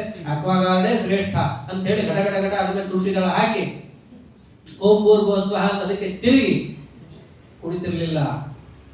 ಯಾವುದು ಶ್ರೇಷ್ಠನೋ ಯಾವುದು ಭಗವತ್ ಪ್ರಿಯನೋ ಅದನ್ನು ಮಾತ್ರ ಸೇವನೆ ಮಾಡಬೇಕು. ಅದಲ್ಲ ಇದು ನಮಗೆ ಆಪತ್ತು, ಇದು ನಮ್ಮ ಸಾಧನೆಗೆ ವಿಘ್ನ ಅಂತ ಗೊತ್ತಾದರೆ ಅಲ್ಲಿಂದ ನಮ್ಮ ಇಂದ್ರಿಯಗಳನ್ನು ವಾಪಸ್ ತಗೊಂಡ್ಬಿಡ್ಬೇಕು. ಹೀಗೆ ಬದುಕಬೇಕು. ಅದಕ್ಕೆ ನಮ್ಮ ಆಚಾರ್ಯರೆಲ್ಲ ಬಹಳ ಕಷ್ಟಪಡ್ತಿದ್ರು. ಬಾವಿ ನೀರು ಅನ್ಕೊಂಡವರು ಯಾತ್ರೆಗೆಲ್ಲ ಹೋಗ್ಬೇಕಾದ್ರೆ ನೋಡ್ಕೊಂಡೇ ಹೋಗ್ತಾ ಇದ್ರು. ಅದು ಬಾವಿ ಇದೆಯಾ? ಸರಿ. ಬಾವಿ ಇಲ್ಲ ಅಂದ್ರೆ ಇಲ್ಲಪ್ಪ, ದೇವ್ರ ಇಚ್ಛೆ ಇಲ್ಲ. ಹಾಗವ್ರು ಬದುಕ್ತಿದ್ದವರು. ಜರಡಾಚಾರ್ಯರೆಲ್ಲ ಹಾಗಿದ್ದವರು. ಅವ್ರಿಗೆ ದಾರಿದ್ರ್ಯ ಇತ್ತು, ಅವ್ರಿಗೆ ಬುದ್ಧಿ ಕಮ್ಮಿ ಇತ್ತೇನೋ? ಅವ್ರಿಗೆ ಅಪಾರ ಬುದ್ಧಿ. 26 ವರ್ಷಕ್ಕೇನೆ ಅವರು 26-27 ವರ್ಷಕ್ಕೇನೆ ನ್ಯಾಯಾಮೃತಕ್ಕೆ ವ್ಯಾಖ್ಯಾನ ಮಾಡುವಂತ ಮೇಧಾವಿಗಳು ಅಂತಂದರೆ ಅವ್ರಿಗೆ ಯಾವ್ದ್ರಲ್ಲೂ ಕಡಿಮೆ ಇತ್ರಿ. ಯಾವ್ದ್ರಲ್ಲೂ ಬುದ್ಧಿಯಲ್ಲಿ ಕೊರತೆ ಇರಲಿಲ್ಲ ಅವ್ರಿಗೆ. ಅಷ್ಟಾದ್ರೂ ಕೂಡ ಇಲ್ಲ, ನಮ್ಮ ಬುದ್ಧಿಯನ್ನು ಅಲ್ಲೆಲ್ಲೂ ಹಾಕಬಾರದು, ಇದು ಕೊಟ್ಟಿದ್ದು ದೇವರಿಗೋಸ್ಕರ. ಇಷ್ಟು ಉತ್ಕೃಷ್ಟವಾದ ಪದಾರ್ಥವನ್ನು ನಾವೇನಾದ್ರೂ ಬೇರೆ ಪದಾರ್ಥಕ್ಕೆ ಹಾಕಿದ್ರೆ ಇರೋ ಬುದ್ಧಿನೂ ಪರಮಾತ್ಮ ಕಿತ್ಕೊಂಡ್ಬಿಡ್ತಾನೆ. ಯಾರಿಗಾದ್ರೂ ಒಳ್ಳೆ ಬುದ್ಧಿ ಇದ್ರೆ, ಒಳ್ಳೆ ಬುದ್ಧಿ ಶಬ್ದಕ್ಕರ್ಥ ಹರಿತವಾದ ಚೂಪಾದ ಬುದ್ಧಿ ಅಂತ ಅರ್ಥ. ಒಳ್ಳೆ ಬುದ್ಧಿ ಅಂದ್ರೆ ಒಳ್ಳೇದು ಮಾಡೋ ಬುದ್ಧಿ ಅಂತ ಅಷ್ಟೇ ಅರ್ಥ ಅಲ್ಲ. ಚೂಪಾದ ಬುದ್ಧಿ, ಚೆನ್ನಾಗಿ ತಲೆ ಓಡಿಸಿ ಒಳ್ಳೊಳ್ಳೆ ಪದಾರ್ಥಗಳ ಹೊಸ ಆವಿಷ್ಕಾರವನ್ನು ಮಾಡುವ ಬುದ್ಧಿ ಅವ್ರಿಗೇನಾದ್ರೂ ಇದೆ ಅಂತಂದ್ರೆ ಎಲ್ಲಿ ವಿನಿಯೋಗ ಮಾಡ್ಬೇಕು? ಅದನ್ನ ಆಚಾರ್ಯರ ಸಿದ್ಧಾಂತದಲ್ಲಿ, ಆ ಪ್ರಮೇಯಗಳಲ್ಲಿ ವಿನಿಯೋಗ ಮಾಡಿ ನೋಡ್ಬೇಕು. ಏನು ವ್ಯಾಸರಾಜ ತಲೆ ಕಮ್ಮಿ ಏನ್ರಿ? ಇಡೀ ರಾಜ್ಯ ಅವರ ಕೈಯಲ್ಲಿದ್ರು ಕೂಡ ರಾಜ್ಯಕ್ಕೆ ಅವರು ಹಾಕಿದ ಸಮಯ ಬಹಳ ಕಡಿಮೆ. ಆ ಸಮಯದಲ್ಲೇನೆ ಉಚ್ಛ್ರಾಯಕ್ಕೆ ಹೋಗ್ಬಿಟ್ಟಿತ್ತು ವಿಜಯನಗರ ಸಾಮ್ರಾಜ್ಯ. ವ್ಯಾಸರಾಜರು ಹೇಳಿದ್ದನ್ನ ಕೇಳಿಕೊಂಡು ಕೃಷ್ಣದೇವರಾಯ ಆಳುತ್ತಿದ್ದದ್ದು ಅಂತ ಶಾಸನಗಳಿವೆ. ಇತ್ತೀಚಿನವರು ಅದು ಯಾವುದು ಹೇಳಲ್ಲ ಕೇಳಲ್ಲ ಹಾಗಂತ ಹೇಳಿ ಆಗಿದ್ದು ಯಾವುದು ಸುಳ್ಳಲ್ಲ, ಶಾಸನಗಳಿವೆ ಅದಕ್ಕೆಲ್ಲ. ಒಂದು ಸ್ವಲ್ಪ ಕಾಲ ಹಾಕಿದ್ದಕ್ಕೇನೆ ಅಯ್ಯೋ ಪರಮಾತ್ಮನಲ್ಲಿ ಹಾಕಲಿಲ್ವಲ್ಲ ಬುದ್ಧಿಯನ್ನ ಅಂತ ಹೇಳಿ ಅದಕ್ಕೂ 10 ಪಟ್ಟು ಪರಮಾತ್ಮನ ಅದನ್ನ ಹಾಕಿ ದೇವರಲ್ಲಿ ಕ್ಷಮಾ ಬೇಡಿ ಅಪರಾಧ ಸಹಸ್ರಾಣಿ ಕ್ರಿಯಂತೆ ಅತಿಶಮಯ ಸ್ವಾಮಿ ನೀ ಕೊಟ್ಟಿದ್ದನ್ನ ನಾನು ಹಾಕ್ಬಿಟ್ಟೆ. ಅಥವಾ ಅವರೆಲ್ಲ ಅಸಂಪ್ರಜ್ಞಾತ ಸಮಾಧಿಯಲ್ಲ, ಸಂಪ್ರಜ್ಞಾತ ಸಮಾಧಿಯಲ್ಲಿರೋರು ಬೇರೆ ಕಡೆ ಬುದ್ಧಿಯನ್ನ ಹಾಕಿದರೂ ಪರಮಾತ್ಮನಿಂದ ತೆಗಿತಿರಲಿಲ್ಲ. ಅಂತಹ ಜ್ಞಾನಿ ಶ್ರೇಷ್ಠರವರೆಲ್ಲ. ಬುದ್ಧಿ ಕೊಟ್ಟಿದ್ದರ ಆಂತರ್ಯ ಇಷ್ಟು, ಕೊಟ್ಟಿದ್ದನ್ನು ನನ್ನಲ್ಲಿ ವಿನಿಯೋಗ ಮಾಡು. ತತ್ಪುರುಷ ಮದರ್ಪಣ, ಇದನ್ನೇ ಮುಂದೆ ಕೃಷ್ಣ ಹೇಳ್ತಾನೆ. ಯತ್ಕರೋಷಿ ಯದಶ್ನಾಸಿ ಯಜುಹೋಸಿ ದದಾಸಿ ಯತ್ ಯತಪಸ್ಯಸಿ ಕೌಂತೆಯ ತತ್ಪುರುಷ ಮದರ್ಪಣ. ನಾನು ಕೊಟ್ಟಿದ್ದು ನಿನಗೋಸ್ಕರ ಅಲ್ಲ, ನನ್ನಲ್ಲಿ ಅದನ್ನ ವಿನಿಯೋಗ ಮಾಡಿ ಸಾರ್ಥಕ ಭಾವವನ್ನು ಕಾಣೋದಕ್ಕೋಸ್ಕರ. ಬುದ್ಧಿ ಕೊಟ್ರೆ ನನ್ನಲ್ಲಿ ವಿನಿಯೋಗ ಮಾಡು, ಕೆಲಸ ಮಾಡ್ಲಿಕ್ಕೆ ಕೈ ಕಾಲುಗಳು ಕೊಟ್ರೆ ನನ್ನಲ್ಲಿ ವಿನಿಯೋಗ ಮಾಡು, ತೀರ್ಥಯಾತ್ರೆಗೆ ಅದನ್ನು ವಿನಿಯೋಗ ಮಾಡು, ನಾಲಿಗೆ ಕೊಟ್ರೆ ನನ್ನ ನೈವೇದ್ಯವನ್ನ ಸ್ವೀಕಾರ ಮಾಡೋದನ್ನು ವಿನಿಯೋಗ ಮಾಡು. ಕಿವಿ ಇರೋದು ಯಾತಕ್ಕೋ ಏನನ್ನೋ ಚುಚ್ಚಿಕೊಂಡು ಕೇಳಕ್ಕಲ್ಲ, ನನ್ನ ಕಥಾಶ್ರವಣಕ್ಕೋಸ್ಕರ ಅದಿರೋದು. ಅದಕ್ಕೆ ಒಂದು ಹೋದ್ರೆ ಇನ್ನೊಂದು ಕೊಟ್ಟಿದ್ದಾನೆ, ಸ್ಟೆಪ್ನಿ ಇದ್ದಂಗೆ. ಎರಡನ್ನೂ ಒಟ್ಟಿಗೆ ಹಾಳು ಮಾಡ್ಕೋಬೇಡ್ರಿ ಅಂತ. ನಮ್ಮವ್ರು ಹಂಗಲ್ಲ, ಒಟ್ಟಿಗೆ ಹಾಳು ಮಾಡ್ಕೊಂಡು ಹಂಗಿರ್ಬಾರ್ದು. 2 ಕಣ್ಣು ಕೊಟ್ಟ, 2 ಕಿವಿ ಕೊಟ್ಟ ದೇವರು, ಯಾತಕ್ಕೆ? ಅದರ ಆಂತರ್ಯ ಇಷ್ಟಿದೆ. ಹಾಗೆ ಇಂದ್ರಿಯಗಳನ್ನು ಬಳಸ್ಕೋಬೇಕು. ಆದರೆ ಅಪರೋಕ್ಷ ಜ್ಞಾನಿಗಳು ಹೇಗಿರ್ತಾರೆ ಗೊತ್ತೇನು? ಸ್ವಾಭಾವಿಕವಾಗಿ ಹಾಗಿರ್ತಾರೆ. ಕೂರ್ಮೋಂಗಾನಿ ಇವ ಸರ್ವಶಃ, ಸ್ವಾಭಾವಿಕವಾಗಿ ಅವರ ಬುದ್ಧಿ ಮನಸ್ಸು ಇಂದ್ರಿಯಗಳು ಇದ್ಯಾವುದು ಹೊರಗೆ ಹೋಗ್ತಾನೆ ಇರಲ್ಲ. ಅದಕ್ಕೆ ಅಪರೋಕ್ಷ ಜ್ಞಾನಿಗಳು ಮಾಡಿದ್ದಪ್ಪ ಅಂತ ಹೇಳಿ ನಾವು ಏನು ವಿಚಾರ ಮಾಡದೆ ಒಪ್ಕೋತೀವಿ. ರಾಯರು ಅಪರೋಕ್ಷ ಜ್ಞಾನಿಗಳು ಶಾಸ್ತ್ರ ತಗೊಂಡ್ರು, ಮರು ಮಾತಾಡಲ್ಲ. ಯಾಕೆ? ಅವರ ಇಂದ್ರಿಯಗಳು ವಿಷಯದ ಕಡೆ ಹೋಗೋದೇ ಇಲ್ಲ. ಹೋಗಿದೆ ಅಂತಂದ್ರೆ ಅದು ದುರ್ವಿಷಯ ಅಲ್ಲ, ಪರಮಾತ್ಮನಿಗೆ ಪ್ರಿಯನೇ ಆಗಿರ್ಬೇಕು. ಯಾಕೆ ಕೃಷ್ಣ ಹೇಳಿದ್ದಾನೆ, ಪೂರ್ವಮಂಗಾನಿ ಅಪರೋಕ್ಷ ಜ್ಞಾನಿಗಳ ಮಹತ್ವನೇ ಅದು. ಅದಕ್ಕೆ ಸಂಪ್ರದಾಯ ಪ್ರವರ್ತಕರು ಅಂತ ಹೇಳಿ ಅವರನ್ನು ಇವತ್ತಿಗೂ ಕೂಡ ಮಾನ್ಯ ಮಾಡ್ತೇವೆ ಹೊರತು ಶಾಸ್ತ್ರ ತಗೊಂಡ್ಬಿಟ್ರಿ ಅದು ಹೆಂಗೆ ಸಂಗ ಅನಬಾರದು ಅಂದ್ರೆ ಮಹಾಪಾಪ. ಇವೆಲ್ಲ ಕಥೆಗಳನ್ನು ನಾವು ಕೇಳ್ತೀವಿ. ಅಪರೋಕ್ಷ ಜ್ಞಾನದ ಮಹತ್ವವನ್ನು ಪರಮಾತ್ಮ ಹೇಳಿ ಇಷ್ಟೆಲ್ಲ ತಿಳಿಸಿಕೊಡ್ತಾನೆ. ನೋಡಿ ಅಪರೋಕ್ಷ ಜ್ಞಾನಿಗಳು ಹೇಗಿರ್ತಾರೆ ಅಂತ ನೋಡಿ, ಹೀಗಿರ್ತಾರೆ. ಅಥವಾ ನೀನು ಅಪರೋಕ್ಷ ಜ್ಞಾನಿ ಆಗಬೇಕು ಅಂದ್ರೆ ಈ ರೀತಿಯಾಗಿ ನೀನು ನಡ್ಕೊಂಡ್ ಬರಬೇಕು. ಇಲ್ದಿದ್ರೆ ನಾಣ್ಯ ಪಂಥ ವಿದ್ಯತೆ ಅಯನಾಯ, ನಿನಗೆ ಇನ್ನೊಂದು ದಾರಿ ಹೇಳೋದು ದಾರಿ ಇಲ್ಲ. ಇಲ್ಲೆಲ್ಲ ಕೃಷ್ಣ ಏನು ಹೇಳ್ತಿದ್ದಾನಲ್ಲ, ಇವೆಲ್ಲವೂ ಅರ್ಜುನನ ಪ್ರಶ್ನೆಗೆ ತಕ್ಕಂಗೆ ಹೇಳ್ತಾ ಬರ್ತಿರೋದು. ಅವ್ನು ಕೇಳ್ಕೊಂಡಿದ್ದ ನಿಶ್ಚಿತಂ ಬ್ರೂಹಿತನ್ಮೆ, ನೀನೆಲ್ಲ ಹೀಗೂ ಆಗ್ಬೋದು ಹಾಗೂ ಆಗ್ಬೋದು ಅಂತ ಹೇಳಿ ಅಡುಗೋಡೆ ಮೇಲೆ ದೀಪ ಇಟ್ಟು ಮಾತಾಡಬೇಡ. ನಿಶ್ಚಯವಾಗಿ ಇದಿದೆ ಅಂದ್ರೆ ಇದನ್ನೇ ಹೇಳು ನನಗೆ. ಹೌದಾ? ಅಷ್ಟು ಕೇಳೋ ಧೈರ್ಯ ಇದೆಯಾ, ತಾಕತ್ತಿದೆಯಾ, ತಗೋ ಹೇಳ್ತೀನಿ ಅಂತ ಹೇಳಿ ಪರಮಾತ್ಮ ಇದೇ ದಾರಿ, ಬೇರೆ ದಾರಿ ಇಲ್ಲ. ಸುತ್ತಿ ಬಳಸಿ ಬರ್ತೀನಿ ಡೆಡ್ ಎಂಡ್ ಅವೆಲ್ಲ ಹೀಗೆ ಬರಬೇಕು. ಇದೇ ಅಪರೋಕ್ಷ ಜ್ಞಾನವನ್ನೇ ನೀವು ಸಂಪಾದನೆ ಮಾಡಬೇಕು. ಹೀಗ ಆ ಪರಮಾತ್ಮ ಒಂದೊಂದೇ ಅಪರೋಕ್ಷ ಜ್ಞಾನಿಗಳ ಲಕ್ಷಣವನ್ನು ಹೇಳ್ತಿದ್ದಾಗ ನಮಗೆ ಮೊದಲು ತಲೆಗೆ ಬರೋದೇನು, ಇಂದ್ರಿಯ ನಿಗ್ರಹ ಹೇಗೆ ಮಾಡೋದು ಅಂತ ಬರುತ್ತೆ. ಮನಸ್ಸು ನಿಗ್ರಹ ಮಾಡಬೇಕು ಅಂತಂದ್ರೆ ಇಂದ್ರಿಯಗಳು ಒಂದೊಂದರ ನಿಗ್ರಹ ಮಾಡೋದು ಕಲಿಬೇಕು. ಇಂದ್ರಿಯ ನಿಗ್ರಹ ಮಾಡೋದು ಹೇಗೆ ಅಂತ ಬಂದಾಗ ಅದನ್ನು ಮುಂದೆ ತಿಳಿಸ್ತಾ ಬರ್ತಾನೆ. ಇವತ್ತಿನ ದಿವಸ ಗೀತಾ ಜಯಂತಿ ಅಂತ ನಾವೇನು ಅದೇನು ಒಂದಿನಕ್ಕೆ ಮಾತ್ರ ಮೀಸಲಾದಂತಹ ದಿನ ಅಲ್ಲ ಇದು. ಇವೆಲ್ಲ ನಮ್ಮ ಜೀವನದಲ್ಲಿ ಪ್ರತಿನಿತ್ಯ ಪ್ರತಿಕ್ಷಣದಲ್ಲೂ ಹಾಸುಹೊಕ್ಕಾಗಿ ಇರಬೇಕಾದ ಅಂಶಗಳನ್ನು ತಿಳಿಸಿಕೊಡುವಂತಹ ಗ್ರಂಥ ಇದೆ. ಈ ಭಗವದ್ಗೀತೆಯನ್ನ ಒಂದು ಅರ್ಥದಲ್ಲಿ ನಮ್ಮ ಪರಂಪರೆಗೆ ತುಂಬಾ ಹತ್ರ ಇದೆ. ನಮ್ಮ ಆಚಾರ್ಯರು ಕೂಡ ಭಗವದ್ಗೀತಾ ಪ್ರವಚನ ಕೇಳಿದ್ರೆ ಜಾಳ್ಯಾಚಾರ ಶಿಷ್ಯರಾಗಿತ್ತು. ಅದು ಒಂದು ಕಥೆಯಲ್ಲೇ ಬರುತ್ತಿದೆ. ಗೀತಾ ಪ್ರವಚನ ನಡೀತಿದ್ದಾಗ ಅದು ಬಹಳ ಸ್ವಾರಸ್ಯ. ಅದೊಂದು ಗೀತಾ ಪ್ರವಚನ ಆಗ್ತಾ ಇರುತ್ತೆ. ಪ್ರವಚನ ಆಗ್ತಿರ್ಬೇಕಾದ್ರೆ ಮಂಗಳ ಆಗತ್ತೆ. ಜಾಳ್ಯಾಚಾರ್ಯ ಕುಂದಾಪುರ ಸ್ವಾಮಿಗಳಿಗೆ ಪಾಠ ಮಾಡ್ತಿದ್ದ ಕಾಲ. ಪಾಠ ಮಾಡ್ತಿರ್ಬೇಕಾದ್ರೆ ಕುಂದಾಪುರ ಸ್ವಾಮಿಗಳಿಗೆ ಇವ್ರು ಪಾಠ ಮಾಡ್ತಾರೆ ಅಂತಂದ್ರೆ ಸ್ವಾಮಿಗಳು ಏನು ಅನ್ನಂಗಿಲ್ಲ. ಬೇರೆ ವಿದ್ಯಾರ್ಥಿಗಳಾದ್ರೂ ಧಾರವಾಡ ಭಾಷೆಯಲ್ಲಿ ಅವ್ರಿಗೆ ಪ್ರೀತಿಯಿಂದ ಹೇಳ್ತಾ ಇದ್ರು. ಸ್ವಾಮಿಗಳಿಗೆ ಏನು ಅನ್ಲಿಕ್ಕಾಗತ್ರಿ? ಹಾಗಾಗಿ ಸ್ವಾಮಿಗಳು ಏನ್ ಮಾಡಬೇಕು, ಅವ್ರು ಯಾವ ಊರಿಗೆ ಹೋಗ್ತಾರೋ ಅಲ್ಲಿ ಬರುವಂತಹ ವಿದ್ಯಾರ್ಥಿಗಳನ್ನ ಕೂಡಿಸ್ಕೋಬೇಕು. ಅವರಿಗೆ ಇವರು ಚಿಂತನೆ ಮಾಡಿಸ್ಬೇಕು. ವಿದ್ಯಾರ್ಥಿಗಳನ್ನ ಕೇಳೋರು ಜಾಳ್ಯಾಚಾರ್ಯ. ವಿದ್ಯಾರ್ಥಿಗಳನ್ನ ಕರೆಕ್ಟ್ ಹೇಳಿದ್ರು ಅಂತಂದ್ರೆ ಸ್ವಾಮಿಗಳಿಗೆ ಬಂದಿದೆ ಅಂತ. ಸ್ವಾಮಿಗಳು ಡೈರೆಕ್ಟ್ ಆಗಿ ಕೇಳಲಿಕ್ಕೆ ಆಗಲ್ಲ. ಒಂದು ಆ ಸ್ಥಾನಮಾನ ಕೊಡ್ಲೇಬೇಕು ಗೌರವ. ಆ ವಿದ್ಯಾರ್ಥಿಗಳನ್ನ ಕೇಳೋರು. ಅವ್ನು ತಪ್ಪು ಹೇಳಿದ್ರೆ ಎಂಥದ್ದು ಬೈಯೋರು. ಅದು ಇಂಡೈರೆಕ್ಟ್ ಆಗಿ ಅಲ್ಲಿ ಹೋಗೋದು. ಹಾಗೆ ಆ ವಿದ್ಯಾರ್ಥಿಗಳಿಗೆ ಚಿಂತನೆ ಮಾಡಿಸ್ತಿರ್ಬೇಕಾದ್ರೆ ನಮ್ಮ ಆಚಾರ್ಯನ ಸೇರಿರ್ಲಿಲ್ಲ ಜಾಳ್ಯಾಚಾರ್ಯ ಹತ್ರ. ಜಾಳ್ಯಾಚಾರ್ಯರು ಬಂದ್ರು ಶಿವಮೊಗ್ಗಕ್ಕೆ ಭಗವದ್ಗೀತಾ ಪ್ರವಚನಕ್ಕೆ ಅಂತ ಬಂದಾಗ, ಏನು ಸ್ವಾಮಿಗಳೇ ವಿದ್ಯಾರ್ಥಿಗಳನ್ನ ತಯಾರು ಮಾಡಿದ್ದೀರೇನು ಅಂತ ಕೇಳ್ತಾರೆ. ಎಲ್ಲ ಮಾಡಿದ್ರು ನೋಡ್ರಿ ಅಂತ ಹೇಳಿ ಎಲ್ಲ ಹುಡುಗರಿಗೂ ಪಾಠ ಇವ್ರು ಮಾಡಿರ್ತಾರೆ, ಚಿಂತನೆ ಮಾಡಿಸಿರ್ತಾರೆ. ಅಲ್ಲಿ ನಮ್ಮ ಆಚಾರ್ಯರು ಕೂಡ ಆಗ ಚಿಂತನೆ ಕೇಳಿರ್ತಾರೆ. ಅವಾಗ ಹೇಳಿದ ಪ್ರಕಾರ ಕಾರ್ಯದಾತ ನಕಾಚಿತ್ ಸ್ಯಾದ್ ಇಷ್ಟ ಸಾಧನತಾಂಬಿನ ಅಂತ ಹೇಳಿ ಈ ನ್ಯಾಯ ಸುಧಾದಲ್ಲಿ ಬರೋ ಒಂದು ಪ್ರಗಟ್ಟಿಗೆ ಅದನ್ನ ಬಾಯಲ್ಲಿ ಮಾಡಿಸಿರ್ತಾರೆ. ಬಹಳ ಚೆನ್ನಾಗಿ ಜಲರಾಚಾರ್ಯ ಕೇಳಿದಾಗ ನಮ್ಮ ಆಚಾರ ಅಷ್ಟು ಒಪ್ಪಿಸ್ಬಿಡ್ತಾರೆ. ಬಹಳ ಖುಷಿಯಾಗಿ ಹೋಗುತ್ತೆ ಜಲರಾಚಾರ್ಯಗೆ. ಸರಿ, ಖುಷಿ ಆಯ್ತು, ಅವರು ಪ್ರವಚನ ಆಯ್ತು. ಭಗವದ್ಗೀತಾ ಮಂಗಳ ಪ್ರವಚನದ ಮಂಗಳ ಆಗ್ತಿರ್ಬೇಕಾದ್ರೆ ಅದ್ಭುತವಾದ ಪ್ರವಚನ. ಆ ಕಂಠ ಎಲ್ಲ ಕೂತವ್ರು ಕೇಳಿದವರಿದ್ದಾರೆ.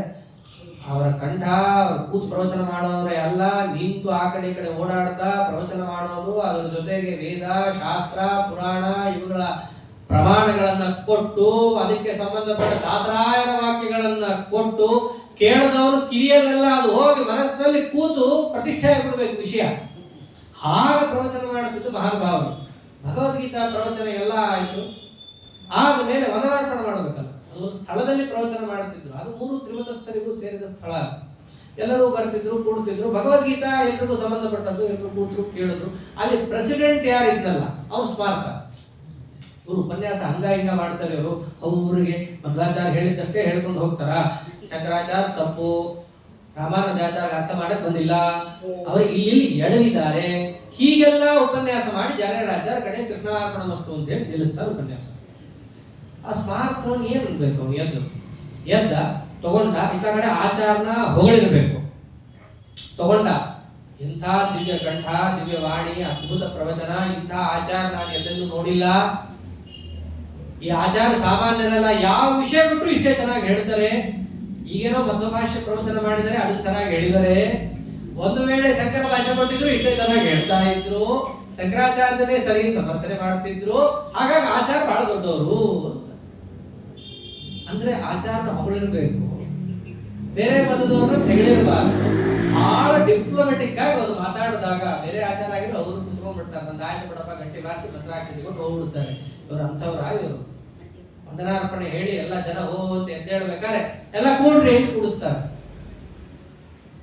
ಧಾರವಾಡ ಬಂದಿರಿ ಅವರು, ಬಹಳ ಕಟ್ಟ ಜೋರ್ ಮಾತು. ನಾ ಇಷ್ಟೊತ್ತರ್ಗ ಒಳ್ಳೆ ಖೀರ್ ಮಾಡಿದ್ದೆ, ಈ ಬ್ರಾಹ್ಮಣ ಬಂದು ಹುಳಿ ಇಟ್ಟುಬಿಟ್ಟ ಅಂತಂದ್ರೆ ಬಹಳ ಗಡಸು ಧ್ವನಿ. ವಿಷಯನೂ ಅಷ್ಟೇ ಗಡಸು, ಶಬ್ದನೂ ಅಷ್ಟೇ ಗಡಸು. ನಾನೇನು ಇಷ್ಟೊತ್ತರ್ಗ ಹೇಳಿದ್ನಲ್ಲ, ಅದೇನೋ ಮಧ್ವಾಚಾರ್ಯನ ಭಾಷೆಯನ್ನ ನಾ ಚೆನ್ನಾಗಿ ಹೇಳಿದ್ದಲ್ಲ, ಅದು ಚೆನ್ನಾಗಿದ್ದಕ್ಕೆ ನಮ್ದು ಚೆನ್ನಾಗಿದೆ ಅಂತ ಅನ್ಸಿದೆ ನಿಮ್ಗೆ. ಒಂದು ವೇಳೆ ಶಂಕರಾಚಾರ್ಯದು ಚೆನ್ನಾಗಿದ್ದರೆ ನಾನು ಅವ್ರದ್ದು ಹೇಳಿದ್ದು ನಿಮಗೆ ಚೆನ್ನಾಗಿದೆ ಅಂತ ಅನಿಸ್ತಿತ್ತು ಅಂತ ಮಾತಾಡ್ತಾ ಪ್ರವಚನ ಮಾಡ್ತಾರೆ. ಎಲ್ಲೆಲ್ಲ ಅವ್ರು ಎಡವಿದ್ದಾರೆ. ನಾವಿಲ್ಲಿ ಹೇಳಿದ್ದೇವೆ ಸಣ್ಣದಾಗಿ ಕಾಂತತಿಕ ಶಾಸ್ತ್ರದಲ್ಲಿ ಹೇಗೆ ಎಡವಿದ್ದಾರೆ ಬೇರೆ ಮತೀಯರಲ್ಲಿ. ಚಿಕ್ಕದಾಗಿ ನಾನು ಕೂಡ ಹೇಳಿದ್ದೇನೆ. ಅವ್ರು ಚಿಕ್ಕದಾಗಿ ಹೇಳ್ತಾರೆ ರೀ, ಅಷ್ಟೆಲ್ಲ ಸುಮ್ಮನೆ ಬಿಟ್ರೇನೆ ಅವ್ರು ಅಷ್ಟು ಹೇಳ್ತಿರ್ತಾರೆ. ಇನ್ನು ಅವ್ರು ಕೆಣಕ ಬೇರೆ ಬಿಟ್ಟು ಬಿಟ್ಟಿದ್ದಾರೆ, ಶಂಕರಾಚಾರ್ಯರು ಸರಿ ಇರ್ಬೋದು ಅಂತ ಹೇಳಿ ಮತ್ತೆ ತಗೊಂಡು ಎಲ್ಲೆಲ್ಲಿ ಎಡವಿದ್ದಾರೆ. ಅದು ಎಷ್ಟೆಷ್ಟು ಅನುಪನ್ನ, ಕೃಷ್ಣನಿಗೆ ಅದು ಎಷ್ಟು ವಿರುದ್ಧವಾಗತ್ತೆ. ನಮಗೇನು ವೈಯಕ್ತಿಕ ದ್ವೇಷನೇ, ನಮ್ಮ ಆಸ್ತಿ ನುಂಗಿದಾರ ಶಂಕರಾಚಾರ್ಯರು? ನಾವು ಯಾಕೆ ಅವ್ರನ್ನ ದ್ವೇಷ ಮಾಡಬೇಕ್ರಿ? ಕೃಷ್ಣನಿಗೆ ವಿರುದ್ಧವಾದ ಅರ್ಥವನ್ನು ಹೇಳಿದ್ದಾರೆ. ಇದನ್ನು ಸಮರ್ಥನೆ ಮಾಡಿ ಸುಮ್ಮನೆ ಬಿಡ್ತಾರ? ನಾನು ಇಷ್ಟೊತ್ತನಕ ಮಧ್ವಾಚಾರ್ಯ ಸಮರ್ಥನೆ ಮಾಡಿ ಕೊಟ್ಟಿದ್ದೀನಿ, ಇದಕ್ಕೇನು ಪ್ರತಿಫಲ? ಇಷ್ಟೊತ್ತನಕ ಸುಮ್ಮನೆ ಆಚಾರ ಗಂಟು ಹರ್ಕೊಂಡಿದ್ ಬಂದೇನಾ? ಇಲ್ಲ ಏನಿದಕ್ಕೆ ಮುಂದೆ ಕಡೆಗೆ ಅವ್ರು ಅಂಗಾರಾಷ್ಟ್ರ ಹಚ್ಕೊಂಡು ಕೂತ. ಈಗ ಭಗವದ್ಗೀತಾ ಪ್ರವಚನದ ವೈಭವ ಇದು ಮಂಗಳೋತ್ಸವದಲ್ಲಾದಂತಹದ್ದು ನೋಡಿ ನಮ್ಮ ಆಚಾರ ಅವತ್ತೇ ಫಿಕ್ಸ್ ಆಗ ಓದಿದ್ರೆ ಇವರಲ್ಲೇ ಓದಬೇಕು ಅಂತ ಹೇಳಿ. ಹಾಗಿದ್ದವರು ಗೀತಾ ಅಂತಂದ್ರೆ ಕೃಷ್ಣ ಏನೋ ಅವ್ರಿಗೆ ಯಾರೋ ಮೂಲೆಯಲ್ಲಿ ಮಧ್ಯದಲ್ಲಿ ಪ್ರವಚನ ಮಾಡಿದ್ದಲ್ಲ, ಇಡೀ ಜಗತ್ತಿನ ಮುಂದೆ ಘಂಟಾಘೋಷವಾಗಿ ತತ್ವಗಳನ್ನು ತಿಳಿಸ್ಲಿಕ್ಕೆ ಹೇಳಿದ್ದು. ಅದನ್ನು ನಾವು ಸರಿಯಾಗಿ ಯಾವ ಮುಚ್ಚುಮರೆ ಇಲ್ಲದೆ ಬಿಚ್ಚು ಮನಸ್ಸಿನಿಂದ ಹೇಳಬೇಕು. ಹಾಗೆ ಜಾಲಯಾಡಾಚಾರ್ಯ ಹೇಳ್ತಿದ್ದವರು. ಆಮೇಲೆ ಜಾಲಯಾಡಾಚಾರ್ಯ ಬಂದಾಗ ನಮ್ಮ ಆಚಾರ್ಯರನ್ನ ಅವರೇ ಕರೀತಾರೆ, ನೋಡು ಹಂಗಲ್ಲ ಬಾ, ನಾ ಪಾಠ ಹೇಳ್ತೀನಿ ಅಂತ. ಅಲ್ರಿ ಅವ್ರ ಹತ್ರ ಹೋಗ್ಬೇಕಂದ್ರೆ 50 ಎಂಟ್ರೆನ್ಸ್ ಎಕ್ಸಾಮ್ ಇರ್ತದೆ ಅಂತ ಅವರೇ ಇವ್ರನ್ನ ಪಾಠ ಹೇಳ್ತೀನಿ ಬಾ ಅಂತ ಕರೆದಾಗ ಮತ್ತೆ ಎಲ್ಲ ಎಂಟ್ರೆನ್ಸ್ ಎಕ್ಸಾಮ್ ಕ್ಲಿಯರ್ ಮಾಡ್ತಾರೆ ಇವರು. ಚಟ್ಟಿ ರುಬ್ಬೇಕು ಅದೆಲ್ಲ ಹಾಗೆ ಆಗುತ್ತೆ. ಮತ್ತೆ ಕಥೆ ಅದೆಲ್ಲದಕ್ಕೂ ಕೂಡ ಇವರು ಹಾಗೆ ಆಗ್ಲಾಚಾರ. ಅನ್ಯಥಾ ಶರಣನ್ನ ತ್ವಮೇವ ಶರಣಂ ಮಮ, ಹಿಂಗ್ ಹೋಗ್ಬೇಕು ಗುರುಗಳ ಹತ್ರ ಅಂತ ತೋರಿಸ್ತಾರೆ. ಶಾಂತೋ ದಾಂತೋ ಪರದತ್ತ ಸಮಾಹಿತೋ ಭೂತ್ವ ಆತ್ಮನ್ನೇವಾತ್ಮಾನಂ ಪಶ್ಯೇತ್. ಗುರುಗಳ ಮನೆಗೆ ಹೆಂಗ್ ಹೋಗ್ಬೇಕು ಅಂತಂದ್ರೆ ಕೊಟ್ಟಿದ್ದಾರೆ ಉಪನಿಷತ್ತಲ್ಲಿ. ಹೋಗ್ತಾನೆ ಗಡಿಯಾರ ಕೈಗೆ ಫಿಕ್ಸ್ ಮಾಡ್ಕೊಂಡು ಆಚಾರ್ಯ ಅರ್ಧ ಗಂಟೆ ಅಷ್ಟಲ್ಲಿ ಹೇಳಿದ್ರೆ ನಿಮ್ ಪುಣ್ಯ. ಇಲ್ಲ ಅಂದ್ರೆ ನೀವು ಹತಭಾಗ್ಯರು. ನನ್ನಂತ ಸಜ್ಜೀವಿಗೆ ಪಾಠ ಮಾಡೋದಿಲ್ಲ ಅಂತಂದ್ರೆ ಯಾರು ತಪ್ಪಿಸ್ಕೊಂಡ್ರು ಭಾಗ್ಯದಿಂದ? ನೀವು ಈಗ ಇತ್ತೀಚಿನ ಕಾಲದಲ್ಲಿ. ಆಗ ಹಂಗಲ್ಲ, ಉಲ್ಟಾ. ನಿನಗೆ ಬೇಕಾದ್ರೆ ನೀ ಬಾ. ವಾಸ್ತವದಲ್ಲೂ ಅದೇ ತಾನೆ. ನಿನಗೆ ಬೇಕಾದ್ರೆ ನೀನು ಹೋಗ್ತಿ, ನಿನಗೆ ಬೇಡ ಅಂದ್ರೆ ನೀನು ವಾಪಸ್ ಹೋಗ್ತೀಯ ಅಷ್ಟೇ. ಸ್ವಾಗತಂ ಸ್ವಾಗತಂ ಕೊರಿಯ ಗಚ್ಚಂತಂ ಧನ್ಯವಾದ ಅಷ್ಟೇ. ಆಗ ಜಲಯಾಳಾಚಾರ್ಯ ಪಾದವನ್ನು ಗಟ್ಟಿಯಾಗಿ ಹಿಡಿದಿದ್ದರ ಪ್ರಭಾವ 3 ವರ್ಷದಲ್ಲಿ ಸುಧಾಮಂಗಲ ಮಾಡಿಸಿದ್ರು. ಆ ಜಲಯಾಳಾಚಾರ್ಯ ಪಾಠ ಪ್ರವಚನ ಕ್ರಮದಲ್ಲಿ ಗುರುಗಳ ಅಚ್ಚಿನ್ನ ಸೇವೆ, ಅನನ್ಯ ಮನಸ್ಕರಾಗಿ ಅವರಲ್ಲಿ ಕೂತು ಅಧ್ಯಯನ ಮಾಡಿದ್ದು 3 ವರ್ಷದಲ್ಲಿ ಮಾಡಿಸ್ತಾರೆ. ಅವ್ರಿಗೇನು ಹುಚ್ಚೇನ್ರಿ ಇಟ್ಕೊಂಡು ಶಿಷ್ಯರ ಕಾಲಮಾನ ಆಯುಷ್ಯವನ್ನು ಹಾಳು ಮಾಡ್ಲಿಕ್ಕೆ?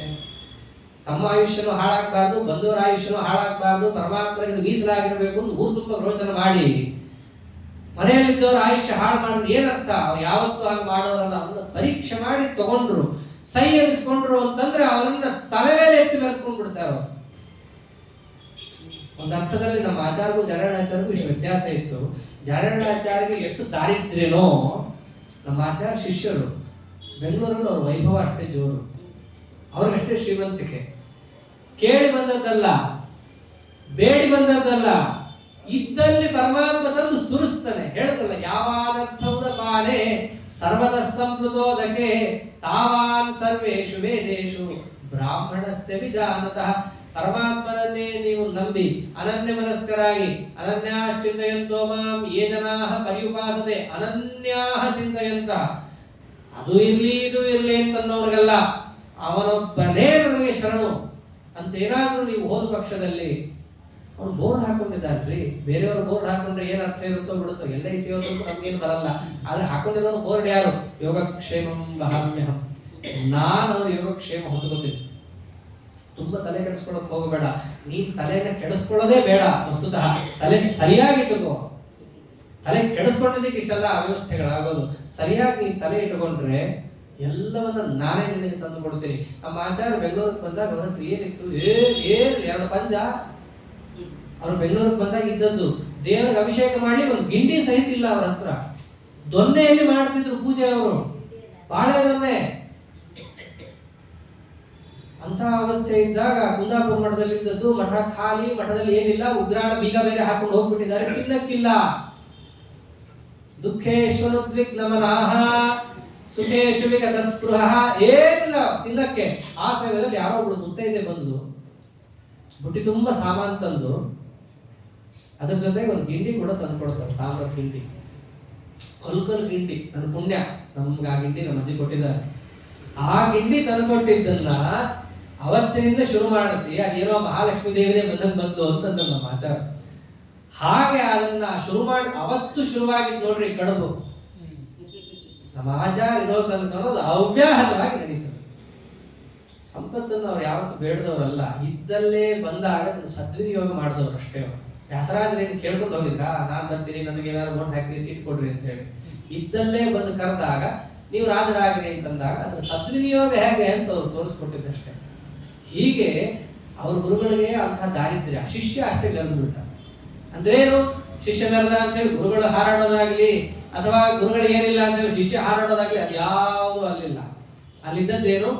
ನಮಗೆ ಸಾಧನೆ ಮಾಡೋ ಪರಮಾತ್ಮ ಹೀಗಿಟ್ಟಿದ್ದಾನೆ ಅಷ್ಟೇ. ನಾವೀಗ ಬಂದಿರೋದು ಯಾಕೆ? ಹಾರಾಡಕ್ಕ ಅಲ್ಲ, ಸಾಧನೆ ಮಾಡೋದು ಬಂದಿರೋದು. ಅದಕ್ಕೆ ಬೇಕಾಗಿರೋ ಪರಮಾತ್ಮ ಕೊಟ್ಟಿದ್ದಾರಲ್ಲ, ಸಾಕು. ಇದು ಸಾಧನೆ ಮಾಡಬೇಕಾದ ರೀತಿ. ನಮ್ಮ ಆಚಾರ್ಯರ ಬಾಯಲ್ಲಿ ಕೇಳಬೇಕು ಜಲಯಾಳಾಚಾರ್ಯ ಕಥೆಯನ್ನ.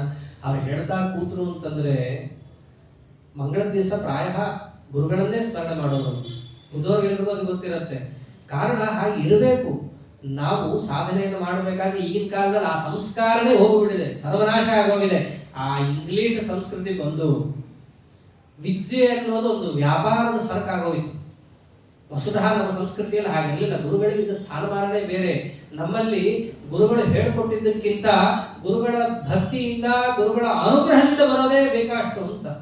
ಗುರುಪ್ರಸಾದೋಪಲವಾನ್ ತಸ್ಮಾತ್ ಬಲವತ್ತರಂ ಅಂತ ಅಂತಹ ಸಂಸ್ಕೃತಿ ನಮ್ದು. ಆ ಗುರುಗಳ ಅನುಗ್ರಹದಿಂದ. ಅದಕ್ಕೆ ನೀವು ಎಷ್ಟು ಗುರುಗಳ ಸ್ಮರಣೆಯನ್ನು ಮಾಡುತ್ತೀರೋ ಅಷ್ಟು ನಿಮಗೆ ಪರಮಾತ್ಮ ನಿಮ್ಮ ತಲೆಯಲ್ಲಿ, ಬುದ್ಧಿಯಲ್ಲಿ ವಿಷಯಗಳನ್ನು ಹೊಳಿಸ್ತಾನೆ. ತಸ್ಯೈತೆ ಅಕಥಿತಾಹ್ಯರ್ಥ ಪ್ರಕಾಶಂತೆ.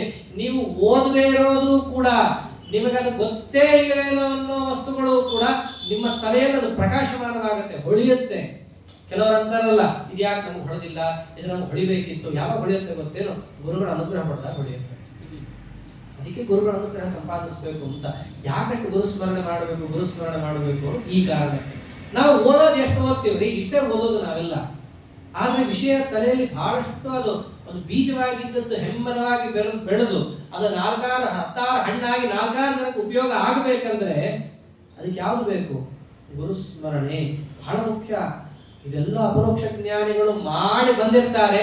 ನಾವು ಸಾಧನೆ ಮಾಡಬೇಕಾದ್ರೆ ಈ ದಾರಿಯಲ್ಲಿ ಹೋಗಬೇಕು ಅದನ್ನು ತೋರಿಸ್ತಾರೆ. ಅದಕ್ಕೆ ಅಷ್ಟು ಗುರುಸ್ಮರಣೆಯನ್ನು ನಮ್ಮ ಆಚಾರ ಮಾಡೋರು. ಈ ಬೆಂಗಳೂರಲ್ಲಿ ವಾಸ್ತವದಲ್ಲಿ ಏನು ಗೊತ್ತೇನೋ, ಮಧ್ರೋಮಿ ಸಹಿತ ಮಾಡ್ತಿರ್ಲಿಲ್ಲ ಒಂದು ಕಾಲದಲ್ಲಿ. ಈಗೇನು ಗಲ್ಲಿಗೆ ಏರಿಯಾಗೆ ರಾಯರ ಮಠ ಆಗಿದೆ, ತಲೆ ಎತ್ತಿದೆ, ಮಧು ಸಂಘಗಳಾಗಿವೆ, ಮಧ್ರೋಮಿ ಮಾಡ್ತಾ ಇದ್ದಾರೆ. ಆ ಒಂದು ಕಾಲದಲ್ಲಿ 1970, 60 ಆ ಕಾಲದಲ್ಲಿ ಶರ್ಟ್ ಬಿಚ್ಚಿ ಹೊರಗೆ ಬರಕ್ ಕಳಿಸಿದ್ರು ರೀ. ಅದೇನ್ ಬರೋದ್ರಿ ಅಂತ ಇದ್ರು. ಆ ಕಾಲದಲ್ಲಿ ಏನಾದ್ರು ಒಂದು ಉತ್ಸವ ಮಾಡೋಣ ಅಂತ ಬಂದಾಗ ಜಾರಗಳಾಚಾರ ಅಂದಿದ್ದೇನು ಅವರು? ಅದು ಇದು ಉತ್ಸವ ಅಲ್ಲ, ಒಬ್ರು ಉತ್ಸವ ಮಾಡೋಣ, ಅವ್ರದ್ದು ಮಾಡಿದ್ರೆ ಎಲ್ಲವೂ ಅದರೊಳಗೆ ಬರುತ್ತೆ. ಯಾರದು? ಆಚಾರ್ಯರ ಉತ್ಸವ. ತ್ರೈಲೋಕ್ಯಾಚಾರ್ಯ ಪಾದೋ ಜಲ ಜಲ ಜಲಸತ್ ಪಾಂಸವೋಸ್ಮಾನ್ ಪುನಂತು. ಯಾರ ಉತ್ಸವ ಮಾಡಿದ್ರೆ ಎಲ್ಲರೂ ಕೂಡ ಅದರಲ್ಲಿ ನಾವು ಬಂದಿದ್ದೇವಪ್ಪ, ನಿಮ್ಮ ಅನುಗ್ರಹ ಮಾಡ್ತೇವೆ ಅಂತಾರೋ ಅಂತ ಆನಂದ ತೀರ್ಥ ಭಗವತ್ಪಾದಾಚಾರ್ಯ ಮಧ್ವನವಮಿ ಒಂದು ಮಾಡೋಣ ಅಂತಂದ್ರೆ ಅವಾಗ ಹಾಕೊಂಡ್ಬಂದಿದ್ದು ಇನ್ನೂ ಅನುಚಾರವಾಗಿ ಅದೇ ಪರಂಪರೆಯಲ್ಲಿ ನಡೆದೋ ಬಂದಿದೆ ಮಧ್ವನವಮಿ ಉತ್ಸವ. ಅಲ್ಲಿ ತನಕ ಇರಲಿಲ್ಲ. ಅಂದ್ರೆ ಒಂದು ರೀತಿಯಲ್ಲಿ ರಥೋತ್ಸವ ಮಾಡೋದು, ಅಲ್ಲಿ ಹರಿಸರ್ವೋತ್ತಮವಾದ ಜೀವೋತ್ತಮವಾದ ಜೈಕಾರಗಳನ್ನು ಹಾಕೋದು, ಇವ್ಯಾವುದು ಹಿಂದೆ ಬೆಂಗಳೂರಲ್ಲಿ ನೋಡೇ ಇರಲಿಲ್ಲ. ಅಂತಹದ್ದು ಆ ಮಧ್ವನವಮಿಯನ್ನು ಶುರು ಮಾಡಿಸಿದ್ರು ಜಾರಗಳಾಚಾರ್ಯರು ಬೆಂಗಳೂರಲ್ಲಿ. ನಮ್ಮ ಆಚಾರ್ಯ ನೇತೃತ್ವದಲ್ಲಿ ನೀವು ಮುಂದೆ ನಡೆಸ್ಕೊಂಡು ಹೋಗಿದ್ದನ್ನ ಅವರಂತಹ ಶಿಷ್ಯರೇ. ಗುರುಗಳು ಹೇಳಿದ್ದನ್ನ ಚಾಚೂ ತಪ್ಪದೆ, ಒಂದು ಆ ಕಡೆ ಹೋಗಿಲ್ಲ, ಒಂದು ಇಂಚಿ ಕಡೆ ಹೋಗಿಲ್ಲ, ಅವರು ಹೇಳಿದ ಮಾರ್ಗದಲ್ಲೇ ನಡೆದು ಪಾಲಿಸ್ಕೊಂಡು ಬಂದವರು. ಅಷ್ಟೇ ಅಲ್ಲ, ಯಾರು ಭಾಗವತ ಹೇಳುತ್ತಿದ್ರು ಮುಂಚೆ, ಭಾಗವತ ಎಲ್ಲ ಹೇಗಾಗಿತ್ತು ಅಂತಂದ್ರೆ, ಭಾಗವತ ಎಲ್ಲ ಬಹಳ ಕಷ್ಟ ಬಿಡಪ್ಪ, ಅದನ್ನೆಲ್ಲ ಹೇಳಕ್ಕಾಗಲ್ಲ. ಯಾಕೆಂದ್ರೆ ಅಲ್ಲಿ ಹೇಳಿರೋ ನಿಯಮಗಳನ್ನು ಕೇಳಿದ್ರೆ ಎದೆ ಬಿಚ್ಚಿ ಹೋಗುತ್ತೆ. 7 ದಿವಸ ಉಪವಾಸದಲ್ಲಿ ಕೇಳಬೇಕು, ಬೇಡ ನೀನೇ ಇಟ್ಕೋ ಭಾಗವತ ಅಂತ ಹೇಳಿ ಹೋಗ್ತಾ ಇದ್ರು. ಹಾಗಿತ್ತು. ಅಂತಹದ್ದು ಪ್ರೋಷ್ಠಪದಿ ಎಲ್ಲ ಬಹಳ ಕಷ್ಟ ಇತ್ತು ಹೇಳೋದು. ಜಾರಗಳಾಚಾರ್ಯ ಮಾಡಿದ್ದೇನುವಾಗ ಉದ್ದಾಪುರ ಸ್ವಾಮಿಗಳ ಪ್ರಾರ್ಥನೆಯಂತೆ ಭಾಗವತ ಹೀಗೆ ಹೇಳ್ರಿ, ಸ್ವಲ್ಪ ಕಡಿಮೆ ಮಾಡ್ರಿ, ಉಪವಾಸದಲ್ಲಿ ಭಾಗವತ ಹೇಳ್ರಿ, ಕನಿಷ್ಠ ಪಕ್ಷ 15 ದಿವಸ ಉಪವಾಸ ಆಗಲ್ಲ ತಾನೆ, ಹಾಗಿದ್ರೆ ಇಷ್ಟು ಮಾಡ್ರಿ. ಪ್ರೋಷ್ಠಪದಿ ಹೀಗೆ ಕೇಳಬೇಕು. ಅನಿವಾರ್ಯ ಏನೇನೋ ಆಗೋಗಿದೆ. ಪ್ರೋಷ್ಠಪದಿ ಕೇಳಬೇಕಾದ ರೀತಿ ಬೆಳಗಿಂದ ಸಂಜೆ ತನಕ ಉಪವಾಸದಲ್ಲಿ ಕೇಳಬೇಕು. ಬೆಳಗಿಂದ ಮಧ್ಯಾಹ್ನದ ತನಕ ಬರೀ ಶ್ಲೋಕಗಳನ್ನು ಹೇಳಬೇಕು. ಈಗ ಹೇಳಿದ್ವಲ್ಲ, ಆ ಶ್ಲೋಕ ಕೇಳೋದು ಪಾಪಹರ, ಕಥೆ ಕೇಳೋದು ಜೋಕಲ್ಲ ಬಂದಿದ್ದಲ್ಲಿ. ಆಮೇಲೆ ಮಧ್ಯಾಹ್ನದಲ್ಲಿ ಅದರ ಅನುವಾದವನ್ನು ಮಾಡಬೇಕು. ಹೀಗಿರೋದು ಭಾಗವತದ ಕೇಳೋ ಕ್ರಮ ಎಲ್ಲ ಆಗತ್ತೆ. ಅದಕ್ಕೆ ಕುಂದಾಪುರ ಸ್ವಾಮಿಗಳ ಒಂದು ಪ್ರಾರ್ಥನೆಯಂತೆ ಜಾರಿಹಾಡ ಆಚಾರ್ಯರು ನಮ್ಮ ಆಚಾರ್ಯರ ಮುಖಾಂತರ ನೀನು ಹೇಳು ಭಾಗವತವನ್ನ. ಹೇಗೆ? ಬೆಳಗ್ಗೆ 6 ಗಂಟೆಗೆ ಶುರು ಮಾಡಿ 10-11 ತನಕ ಸರಿಯಾಗಿ ಸುಶ್ರಾವ್ಯವಾಗಿ ಶ್ಲೋಕಗಳನ್ನು ಹೇಳಬೇಕು. ಹಾಗೆ ಅಷ್ಟರಲ್ಲೇ ನೀನು ಅನುವಾದವನ್ನು ಮಾಡಬೇಕು. ಹೀಗೆ 15 ದಿವಸದಲ್ಲಿ ನೀನು ಇಡೀ ಭಾಗವತ ಹೇಳು ಅಂತ ಏನು ಶುರು ಆಯ್ತಲ್ಲ, ಅದೇ ಪದ್ಧತಿನೇ ಈಗೆಲ್ಲ ಕಡೆ ನಡ್ಕೊಂಡ್ ಬಂದಿರೋದು. ಎಲ್ಲಾರು ಹಾಕ್ತಾರೆ ಬೋರ್ಡ್ ಪ್ರೋಷ್ಠಪದಿ ಅಂತ ಹೇಳಿ. ನಡೆಸಬೇಕಾದ ರೀತಿಯನ್ನ ಕೇಳಿಬಿಟ್ರೆ ಭಯ ಆಗುತ್ತೆ. ಆದ್ರೆ ನಡ್ಕೊಂಡ್ ಬರ್ತಾ ಇದೆ. ಹೇಗೆ? ಜಾರಗಳಾಚಾರ್ಯ ಹಾಕೊಟ್ಟಿದ್ದು. ಆಮೇಲೆ ಎಲ್ಲರೂ ಬೆಂಗಳೂರಲ್ಲಿ ಪ್ರೋಷ್ಠಪದಿ ಇದು ಶುರುವಾಗಿದ್ದು. ಇವೆಲ್ಲ ಏನು? ಕೂರ್ಮೋಂಗಾನಿ ಸರ್ವಶಃ ಒಬ್ಬರು ಆ ರೀತಿಯಾಗಿ ಮಾಡಿದ್ದಾರೆ ಅಂದ್ರೆ ಪ್ರಾಯ ಅದು ಸರಿಯಾಗಿ ಇರುತ್ತೆ. ಜಾರಗಳಾಚಾರ್ಯರಿಗೆ ಅಂತ ಸ್ಥಾನಮಾನ ಈಗಲೂ ಕೂಡ ನೋಡ್ಬೋದು. ಉತ್ತರಾಖಂಡದಲ್ಲಿ ಹಳೆ ತಲೆಗಳು ಅಂತ ಯಾರ್ಯಾರು ಇರ್ತಾರೋ, ಒಮ್ಮೆ ನಮ್ಮನೇಲಿ ಬಂದಿದ್ರು ಒಬ್ರು. ನಮ್ಮನೇಲಿ ಬೋರ್ಡ್ ದೊಡ್ಡ ಫೋಟೋ ಹಾಕಿದ್ದೀವಿ ಜಾರಗಳಾಚಾರ್ಯರದ್ದು. ಅಲ್ಲೆಲ್ಲ ಅವರು ಫಸ್ಟ್ ಜಾರಗಳಾಚಾರ್ಯರ ಫೋಟೋ ನೋಡಿ ಅಲ್ಲಿದ್ದು ಏನು ಗೊತ್ತೇನು? ಸಿಂಹ. ಅವ್ರು ಬಂದಿದ್ದು ಉದ್ಗಾರ ಅದು. ಆಗಿನ ಕಾಲದಲ್ಲಿ ಹಾಗೆ ಇದ್ದವರು. ಎಲ್ಲೂ ದೈನ್ಯ ಇಲ್ಲ. ಅದು ಬರುತ್ತೆ ಆಯುರ್ವೇದದಲ್ಲಿ ಮಾತು, ಅತಿಸಾರೇಣ ಮರಣಂ ವಿನಾ ದೈನ್ಯೇನ ಜೀವನಂ. ಒಂದು ಕಡೆನೂ ದೈನ್ಯ ಇಲ್ಲ. ಯಾಕೆ? ಕೃಪಣಾ ಫಲ ಹೇತವ. ದೈನ್ಯ ಬರೋದು ಸಕಾಮ ಕರ್ಮ ಮಾಡಿದಾಗ. ಸದಾ ನಿಷ್ಕಾಮ ಕರ್ಮ ಮಾಡಿದವರು, ಪರಮಾತ್ಮನನ್ನೇ ನಂಬಿ ಬದುಕ್ತಿರೋರಿಗೆ ದೈನ್ಯ ಬರೋದೇ ಇಲ್ಲ, ಬರೋಕೆ ಸಾಧ್ಯ ಇಲ್ಲ. ಹಾಗೆ ಬದುಕಿದವರು. ಅವ್ರ ಉಪನ್ಯಾಸನೇ ಫಸ್ಟ್ ಬೆಂಗಳೂರಲ್ಲಿ ಆದದ್ದು ಭಕ್ತಿಯ ಬಗ್ಗೆ ಉಪನ್ಯಾಸವನ್ನು ಅವರು ಮಾಡಿದ ಮೇಲೆ ಅವ್ರು ಧಾರವಾಡ ಹೊರಡ್ತೀವಿ ಅಂತಂದಾಗ ಇಲ್ಲಿ ಜನರು ಕೇಳ್ಕೊಂಡ್ರು, ಸ್ವಾಮಿ ನೀವು ಹೊರಟ್ರೆ ನಮಗೇನೋ ಇಷ್ಟು ದಿನ ರುಚಿ ಇರಲಿಲ್ಲ, ಈಗ ಉಪನ್ಯಾಸದ ರುಚಿ ಭಕ್ತಿಯ ರುಚಿಯನ್ನು ನೀವು ತೋರಿಸಿ ಹೊರಟು ಬಿಟ್ರೆ ಹೆಂಗೆ? ನಿತ್ಯ ಇದನ್ನ ನಾವು ಕೇಳಬೇಕು ಅಂತ ಅಂದಾಗ ನಾನು ಹೋಗ್ಲೇಬೇಕು, ಅದು ನಮ್ಮ ಶಿಷ್ಯ ಇಲ್ಲಿರ್ತಾನೆ ಅಂತ ಹೇಳಿ ಇಟ್ಟು ಹೋಗಿದ್ದವರು. ನಮ್ಮ ಆಚಾರ ಬೆಂಗಳೂರು ಉಳ್ಕೊಳ್ಬೇಕು ಅಂತ ಯಾವ ಪ್ಲಾನು ಇರಲಿಲ್ಲ. ಅವರು ಬಾಳ್ಗಾರವರು, ಸುಧಾಮಂಗಳ ಆಗಿತ್ತು, ಎಲ್ಲ ಮುಗಿದಿತ್ತು, ಅವ್ರ ಹಳ್ಳಿಗೆ ಹೋಗಿ ಅವ್ರು ಹೋಗಿ ಸೆಟ್ಲ್ ಆಗೋಣ ಅಂತ ಇದ್ದವರು. ಆದರೆ ಅವ್ರ ಗುರುಗಳ ಆದೇಶ, ಎಲ್ಲಿರ್ಬೇಕು ನೀನು? ಬೆಂಗಳೂರಲ್ಲಿ ಇರಬೇಕು. ಏನಕ್ಕೆ? ಅದು ಇದು ಕೆಲಸ ಮಾಡೋದು, ಅದು ಇದು ವ್ಯಾಪಾರಕ್ಕಲ್ಲ, ಪಾಠ ಪ್ರವಚನಕ್ಕೆ ಮಾತ್ರ. ಕಡೆ ತನಕ ಅಷ್ಟೇ ಮಾಡೋದು. ಸ್ವಾಧ್ಯಾಯ ಪ್ರವಚನ ಏನೇತಿ ನಾಕೋ ಮುತ್ಕಲ್ಯ ತಥ್ಯ ತಪಸ್ ತಥ್ಯ ತಪ. ಅದನ್ನೇ ಅವ್ರ ಗುರುಗಳು ಹೇಳಿದ್ರೆ ಚಾಚು ತಪ್ಪದೆ ಪಾಲಿಸ್ಕೊಂಡ್ಬಂದ್ರು. ನಮ್ಮ ಆಚಾರ ಬಾಯಲ್ಲಿ ಭಗವದ್ಗೀತಾ ಕೇಳಬೇಕು. ನಮ್ದೇನಲ್ಲ ವ್ರತದ ಊಟ. ನಿಜ ಹೇಳ್ಬೇಕಂದ್ರೆ ವ್ರತದ ಊಟದ ಹೇಗಿರುತ್ತದು? ಜೀರಿಗೆ, ಮೆಣಸು, ಅದು ಏನ್ ಮಾಡೋದು, ಏನಪ್ಪಾ ಮಾಡೋದು, ತಿನ್ನಲೇಬೇಕಲ್ಲ ಅಂತ ಹೇಗೆ ವ್ರತದ ಊಟ ಮಾಡುತ್ತೀವೋ ಹಾಗೆ ನಮ್ದೆಲ್ಲ ಭಗವದ್ಗೀತಾ ಪ್ರವಚನ ಏನು ಸ್ವಾರಸ್ಯ ಇಲ್ಲ. ಅವ್ರ ಪ್ರವಚನದಲ್ಲಿ ಕೇಳಬೇಕು. ಅವಾಗಿಂದ ಮೊನ್ನೆ ಬಂದು ಹೇಳಿದ್ರು, ಅನ್ನೋದ್ರಲ್ಲಿ 20 ದಿವಸ ಹೇಳಿದಾರೆ ಆಚಾರ್ಯ, ಒಂದೇ ಶ್ಲೋಕ ಆಗುತ್ತೇನ್ರಿ? ಅಷ್ಟು ವಿಷಯಗಳನ್ನ ತಲೆಯಲ್ಲಿ ಇಟ್ಕೊಳಕ್ ಆಗತ್ತೆ. ನಾವು ಪುಸ್ತಕನಾರ ತೆಕೊಂಡು ಹೇಳ್ತೀವಿ, ಅವರು ಪುಸ್ತಕ ಸಹಿತ ತೆಗಿತಿರ್ಲಿಲ್ಲ. ತೆಗಿಯೋದು ಬಿಡ್ರಿ, ತಪ್ಪದು ಇರ್ಲಿಲ್ಲ. ತಂದ್ರೆ ಅಲ್ಲಿ ವ್ಯಾಸಪೀಠದ ಮೇಲಿಟ್ಟು ಕೈ ಮುಗಿಯಕ್ಕಾಗ್ತಿತ್ತೆ ಹೊರತು ನೋಡ್ಕೊಂಡು ಹೇಳೋ ಪ್ರಮೇಯವೇ ಇಲ್ಲ. ಇದು ಒಂದೇ ಅಂತಲ್ಲ, ಯಾವ ಗ್ರಂಥ ತಗೊಂಡ್ರು ಹಾಗೆ. ನಮ್ಮ ಆಚಾರ್ಯ ಹೆಂಗಂದ್ರೆ ಅವ್ರ ಗುರುಗಳಂತೂ ಓಡಾಡ್ಕೊಂಡು ಪ್ರವಚನ, ಕೂತ್ಕೊಂಡು ಯಾಕೆ ಮಾಡ್ಬೇಕು, ಮನಸ್ಸು ಏಕಾಗ್ರ ಇರುತ್ತೆ ಅಂತ. ಓಡಾಡ್ತಾನೋ ಅವ್ರು ಏಕಾಗ್ರತೆ ಮೇಂಟೈನ್ ಮಾಡೋದಂತ ಮಹಾನುಭಾವ. ಇನ್ನು ಅವ್ರ ಮನಸ್ಸಿಂದ ಎಷ್ಟಿರ್ಬೇಕು, ಇಷ್ಟಲ್ಲೇ ಗೊತ್ತಾಗೋಗುತ್ತೆ. ಆದ್ದರಿಂದ ಭಗವದ್ಗೀತಾ ಪ್ರವಚನ ಕೇಳಬೇಕು ನಮ್ಮ ಆಚಾರ ಬಾಯಲ್ಲೇ. ಅಂತ ನಮ್ಮ ಆಚಾರ್ಯ ಅನ್ನೋರು ನಮ್ಮ ಪ್ರವಚನ ಏನೂ ಅಲ್ಲ, ನಮ್ಮ ಗುರುಗಳು ಮಾಡ್ತಾ ಇದ್ರು ಭಗವದ್ಗೀತಾ. ಅದು ಹೆಂಗೆ ಅಂತಂದ್ರೆ ಆ ರಾಗ ತಾಳ ಎಲ್ಲವನ್ನು ಸೇರಿಸಿ, ಆ ದಾಸರಾಯರ ಹಾಡುಗಳನ್ನು ಸೇರಿಸಿ ಆ ಭಗವದ್ಗೀತೆಯನ್ನು ಹೇಳಿದ್ರೆ ಕೇಳಿದ್ದಾರೆ ನೋಡ್ರಿ, ಕೈ ತೋರಿಸ್ತಾ ಇದ್ದಾರೆ. ಹಾಗೆ ಮತ್ತೆ ನಾವು ಹೇಳೋದೆಲ್ಲ ಸುಮ್ಮನೆ ರಿಪೋರ್ಟರ್ ಇದ್ದಂಗೆ, ಅವರೆಲ್ಲ ಪ್ರತ್ಯಕ್ಷದಲ್ಲಿ ಐ ವಿಟ್ನೆಸ್. ಆದ್ದರಿಂದ ಅಲ್ಲ ಬಿಡ್ರಿ, ನಾವು ಅವ್ರು ಹೇಳಿದ ರೆಕಾರ್ಡ್ ಕೇಳಿ ನಮಗೆ ಮೈ ಜುಮ್ಮನ್ನುತ್ತೆ ಅವ್ರ ಪ್ರವಚನವನ್ನ. ಇನ್ನ ಪ್ರತ್ಯಕ್ಷದಲ್ಲಿ ಕೂತವರಿಗೆ ಅದೊಂದು ರೀತಿಯಾಗಿ, ಅದು ಯುದ್ಧದ ಮಧ್ಯದಲ್ಲಿ ಕೃಷ್ಣನ ರಥದ ಬುಡಕ್ಕೆ ನಾವೇ ಕೂತ್ಕೊಂಡು ಕೇಳ್ತಿದೀವೇನೋ ಅನ್ನೋ ಮಟ್ಟಕ್ಕೆ ಎಲ್ಲರಿಗೂ ಏನು ಬಂದ್ಬಿಡ್ಬೇಕು ಮನಸ್ಸಿನಲ್ಲಿ ಭಾವನೆ. ನಾವೇನೋ ಇಲ್ಲಿ ಬೆಂಗಳೂರಲ್ಲೋ ಮತ್ತೊಂದರಲ್ಲೋ ಕೂತಿಲ್ಲ, ಆ ಕುರುಕ್ಷೇತ್ರ ನಡೀತಾ ಇದೆ, ಮಧ್ಯದ ರಥ ಇದೆ, ರಥದ ಚಕ್ರದಲ್ಲಿ ನಾವು ಒಂದೇನೋ ಸೇರ್ಕೊಂಡು ಕೂತ್ಕೊಂಡಿದ್ದೀವೇನೋ ಹಂಗೆ ನಾವು ಹಾಗೆ ಆ ಪ್ರವಚನದಲ್ಲಿ ಅವರದ್ದು ಒಂದು ವಿಶಿಷ್ಟವಾದ ಶೈಲಿ. ನಮ್ಮ ಆಚಾರದವ್ರು ನಮ್ದೇನಲ್ಲ, ನಾವು ನಮ್ಮ ಆಚಾರ ನೋಡೇ ನಾವು ಗಾಬರಿ ಆಗೋಗ್ತೀವಿ. ಇದು ಇದು ಸಾಮಾನ್ಯ ಇಲ್ಲ, ಇದು ಪರಮಾತ್ಮನೇ ನಿಂತು ನುಡಿಸಿದ್ರೆ ಇಂಥ ಪ್ರವಚನ ಬರುತ್ತೆ ಹೊರತು ಓದ್ಕೊಂಡು ಬರ್ಕೊಂಡು ಕೂತ್ಕೊಂಡು ಹೇಳ್ತೀನಿ ಅಂತಂದ್ರೆ ಬರೋದಲ್ಲ. ಅಂತ ನಮ್ಮ ಆಚಾರ್ಯ ಹೇಳೋ ನಮ್ಮ ಆಚಾರ ಪ್ರವಚನ ಹೇಗೆ ಗೊತ್ತೇನು ಅಂದ್ರೆ, ಅವರ ಆ ಕಂಠದಲ್ಲಿ ಅವರ ಆಚಾರ್ಯ ಗುಣಗಾನವನ್ನು ಮಾಡ್ಲಿಕ್ಕೆ ಹೊರಟ್ರೆ ಎಲ್ಲರೂ ಆ ಜಾನರಾಜ ಪಕ್ಕದಲ್ಲೇ ಇದ್ದೀವೇನೋ ಅನ್ನೋ ಹಂಗೆ ಅವ್ರು ಹೇಳೋದು. ಹಾಗೆ ಆ ಭಗವದ್ಗೀತಾ ಪ್ರವಚನವನ್ನ ಅವ್ರು ಮಾಡೋದು, ಅದರ ರಸವನ್ನ ಹೀರೋದು.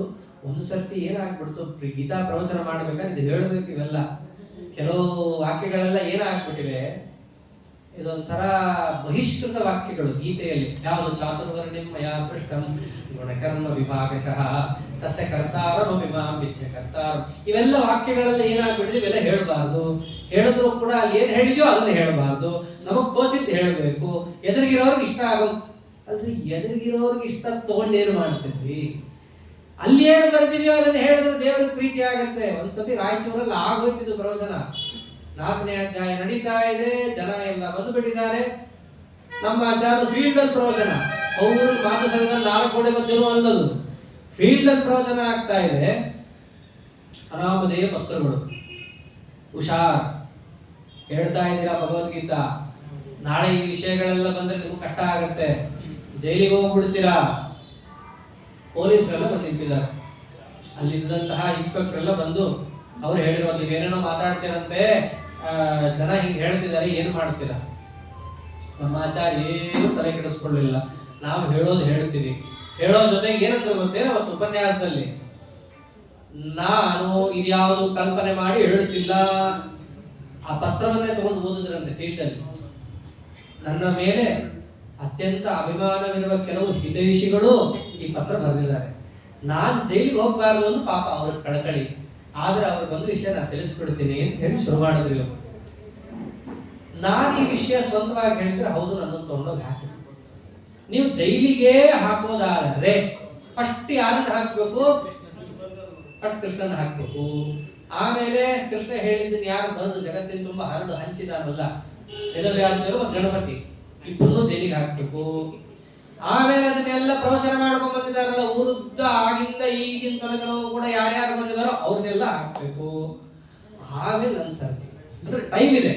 ಒಂದು ವೇಳೆ ನೀವು ನನ್ನನ್ನೇ ಜೈಲಿಗೆ ಹಾಕೋದಾದ್ರೆ ಟೈಮ್ ಇದೆ. ಇದು ಮೇಲ್ನೋಟಕ್ಕೆ ಹಾಸ್ಯವಾಗಿ ಹೇಳಿದ್ದು. ಆಮೇಲೆ ಆಂತರ್ಯದಲ್ಲಿ ಹೇಳಿದ್ ನೋಡ, ತಪ್ಪು ಮಾಡಿದ್ರೆ ಜೈಲಿಗೆ ಹಾಕ್ಬೇಕು, ತಪ್ಪೇನಿದೆ ಇದರಲ್ಲಿ ಅಂತ ಹೇಳಿ ಆ ಪ್ರವಚನವನ್ನು ಅವತ್ತು ಮಾಡಿದ್ರೆ, ಅವತ್ತು ಆ ಇನ್ಸ್ಪೆಕ್ಟರ್ ಯಾರ DC ಇದ್ದವರು ಸೆಕೆಂಡ್ ಕೊಟ್ಟು ಹೋದಂತೆ, ಅವತ್ತು ಏನಿದೆ ಇದ್ದಿದ್ದು ಹೇಳ್ತಿದ್ದೀರಪ್ಪ, ಸಮಾಜ ವಿಘಾತಕವಾದ ಅಂಶಗಳು ಭಗವದ್ಗೀತೆಯಲ್ಲಿ ಏನಿಲ್ಲ, ಅದನ್ನ ಬೇಕಂತ ತಪ್ಪಾಗಿ ತಿರುಚಿ ಹೌದು ಇದು ಸಮಾಜ ವಿಘಾತಕ ಅಂತ ಹೇಳಿ ಜನರ ಮಧ್ಯದಲ್ಲಿ ಭ್ರಾಂತಿ ಹುಟ್ಟಿಸೋರಿಂದ ಏನಾಗಲ್ಲ. ಮುಂದೆ ಇದೇ ಮಾತು ಬರುತ್ತೆ. ನಮ್ಮ ಆಚಾರ್ಯ ಏನ್ ಮಾತಾಡೋದು ಭಗವದ್ಗೀತೆ ಬಿಟ್ಟು ಹೋಗ್ತಿರ್ಲಿಲ್ಲ. ಕೃಷ್ಣ ಹೇಳ್ತಾರೆ, ನಬುದ್ಧಿ ವೇದಂ ಜನಯೇ ಅಜ್ಞಾನಾಂ ಕರ್ಮ ಸಂಗೀನಾಂ. ಪಾಪ ಜನರಿಗೆ ಏನು ಗೊತ್ತಿರಲ್ಲ, ಗೊತ್ತಿಲ್ಲದಿರೋರಿಗೆ ಹೋಗ್ಬಿಟ್ಟು ಎರಡೆರಡು ತುಂಬಿ ಅವರ ಬುದ್ಧಿಯನ್ನ ಹಾಳು ಮಾಡಿ ಇನ್ನಷ್ಟು ಸಮಾಜ ಹಾಳು ಮಾಡಬಾರ್ದು. ನಿನ್ ಕೈಲಾದ್ರೂ ಒಳ್ಳೇದು ಹೇಳು, ಇಲ್ಲ ಅಂತಂದ್ರೆ ಸುಮ್ಮನೆ ಬಾಯಿ ಮುಚ್ಕೊಂಡು ಕೂತ್ಕೋ, ಇಲ್ಲ ಒಳ್ಳೇದನ್ನು ತಿಳ್ಕೊಳ್ಳೋಕೆ ಪ್ರಯತ್ನ ಪಡು. ಹೀಗೆ ನಮ್ಮ ಆಚಾರ ಭಗವದ್ಗೀತೆಯನ್ನು ಹೇಳಿ ಎಲ್ಲ ಕಡೆ ಹೇಳೋರು. ಕಡೆಗೆ ನಮ್ಗೆ ಅತ್ಯಂತ ಪ್ರಿಯವಾದ ಗ್ರಂಥ ಯಾವುದು? ಭಗವದ್ಗೀತಾ. ಅಷ್ಟು ಭಗವದ್ಗೀತೆಯಲ್ಲಿ ಸ್ವಾರಸ್ಯ. ಅಷ್ಟೇ ಅಲ್ಲ, ಒಂದೇ ಒಂದು ಮಾತು ಕಡೆಗೆ ಹೇಳಬಹುದಾದದ್ದು ಏನು ಅಂದ್ರೆ, ಸಾವಿರಾರು ಗ್ರಂಥಗಳಿವೆ ರೀ, ಎಲ್ಲ ಗ್ರಂಥ ಓದಕ್ಕಾಗಲ್ಲ, ಎಲ್ಲ ಗ್ರಂಥ ಕಿವಿಯಾರಿ ಕೇಳಕ್ಕಾಗಲ್ಲ. ಹಾಗಿದ್ದ ಮೇಲೆ ಒಂದಾರ ಗ್ರಂಥ ಕೇಳಬೇಕಲ್ಲ, ಯಾವುದು ಕೇಳಬಹುದು? ಭಗವದ್ಗೀತೆ ಒಂದಾದ್ರೂ ಕರೆಕ್ಟಾಗಿ ಕೇಳಬೇಕು. ಹೀಗೆ ಆ ಭಗವದ್ಗೀತೆಯಲ್ಲಿ ಕೃಷ್ಣ ಯಾವ ರೀತಿ ತಿಳಿಸಿಕೊಟ್ಟಿದ್ದಾನೆ. ಗೀತಾ ಜಯಂತಿ ಗಡಿಯಾರ ಹಾಕಿದ್ರೆ ಪಾಪ ಅದು ತಿರುಗ್ತಾನೆ ಇದೆ, ನಾನು ಹೇಳ್ತಾನೆ ಇದ್ದೀನಿ. ಹಾಗಿದ್ದರೂ ಕೂಡ ಗೀತಾ ಜಯಂತಿಯ ಪ್ರಯುಕ್ತ ಗೀತಾ ವೈಭವ ಮತ್ತು ಇವತ್ತು ನಮ್ಮ ಗುರುಗಳ ಸ್ಮರಣೆಯೂ ನಮಗೆ ಅವಶ್ಯ ಕರ್ತವ್ಯ. ಅಂತಹ ಗುರುಗಳ ಸ್ಮರಣೆಯನ್ನು ಮಾಡುತ್ತಾ, ಅವರ ಪಾದ ಸ್ಮರಣೆಯನ್ನು ಪುನಃ ಮಾಡುತ್ತಾ ಪ್ರತಿನಿತ್ಯವೂ ಮಾಡಬೇಕಾದದ್ದನ್ನು ಇವತ್ತು ವಿಶೇಷವಾಗಿ ಮಾಡಿ, ಮುಂದೆ ಯಾವ ರೀತಿಯಾಗಿ ಈ ಅಪರೋಕ್ಷ ಜ್ಞಾನಕ್ಕೆ ಬೇಕಾದಂತಹ ಮಾರ್ಗವನ್ನು ಕೃಷ್ಣ ತಿಳಿಸಿದ್ದಾನೆ, ಮನಸ್ಥೈರ್ಯಕ್ಕೆ ಬೇಕಾದ ಮಾರ್ಗವನ್ನು ತಿಳಿಸಿದ್ದಾನೆ, ಇಂದ್ರಿಯ ನಿಗ್ರಹ ಯಾಕೆ ಅವಶ್ಯಕ, ಹೇಗೆ ಅದನ್ನು ಸಂಪಾದಿಸ್ಕೋಬೇಕು ತಿಳಿಸಿದ್ದಾನೆ ಇತ್ಯಾದಿ ಭಾಗವನ್ನು ನಾಳೆ ದಿವಸ ನೋಡೋಣ ಅಂತ ಹೇಳ್ತಾ, ಅದೇ ಕಥಾಭಿಪ್ರಾಯ ಶ್ರೀಕೃಷ್ಣ ಅರ್ಪಣಮಸ್ತು. ಹರೇ ನಮಃ.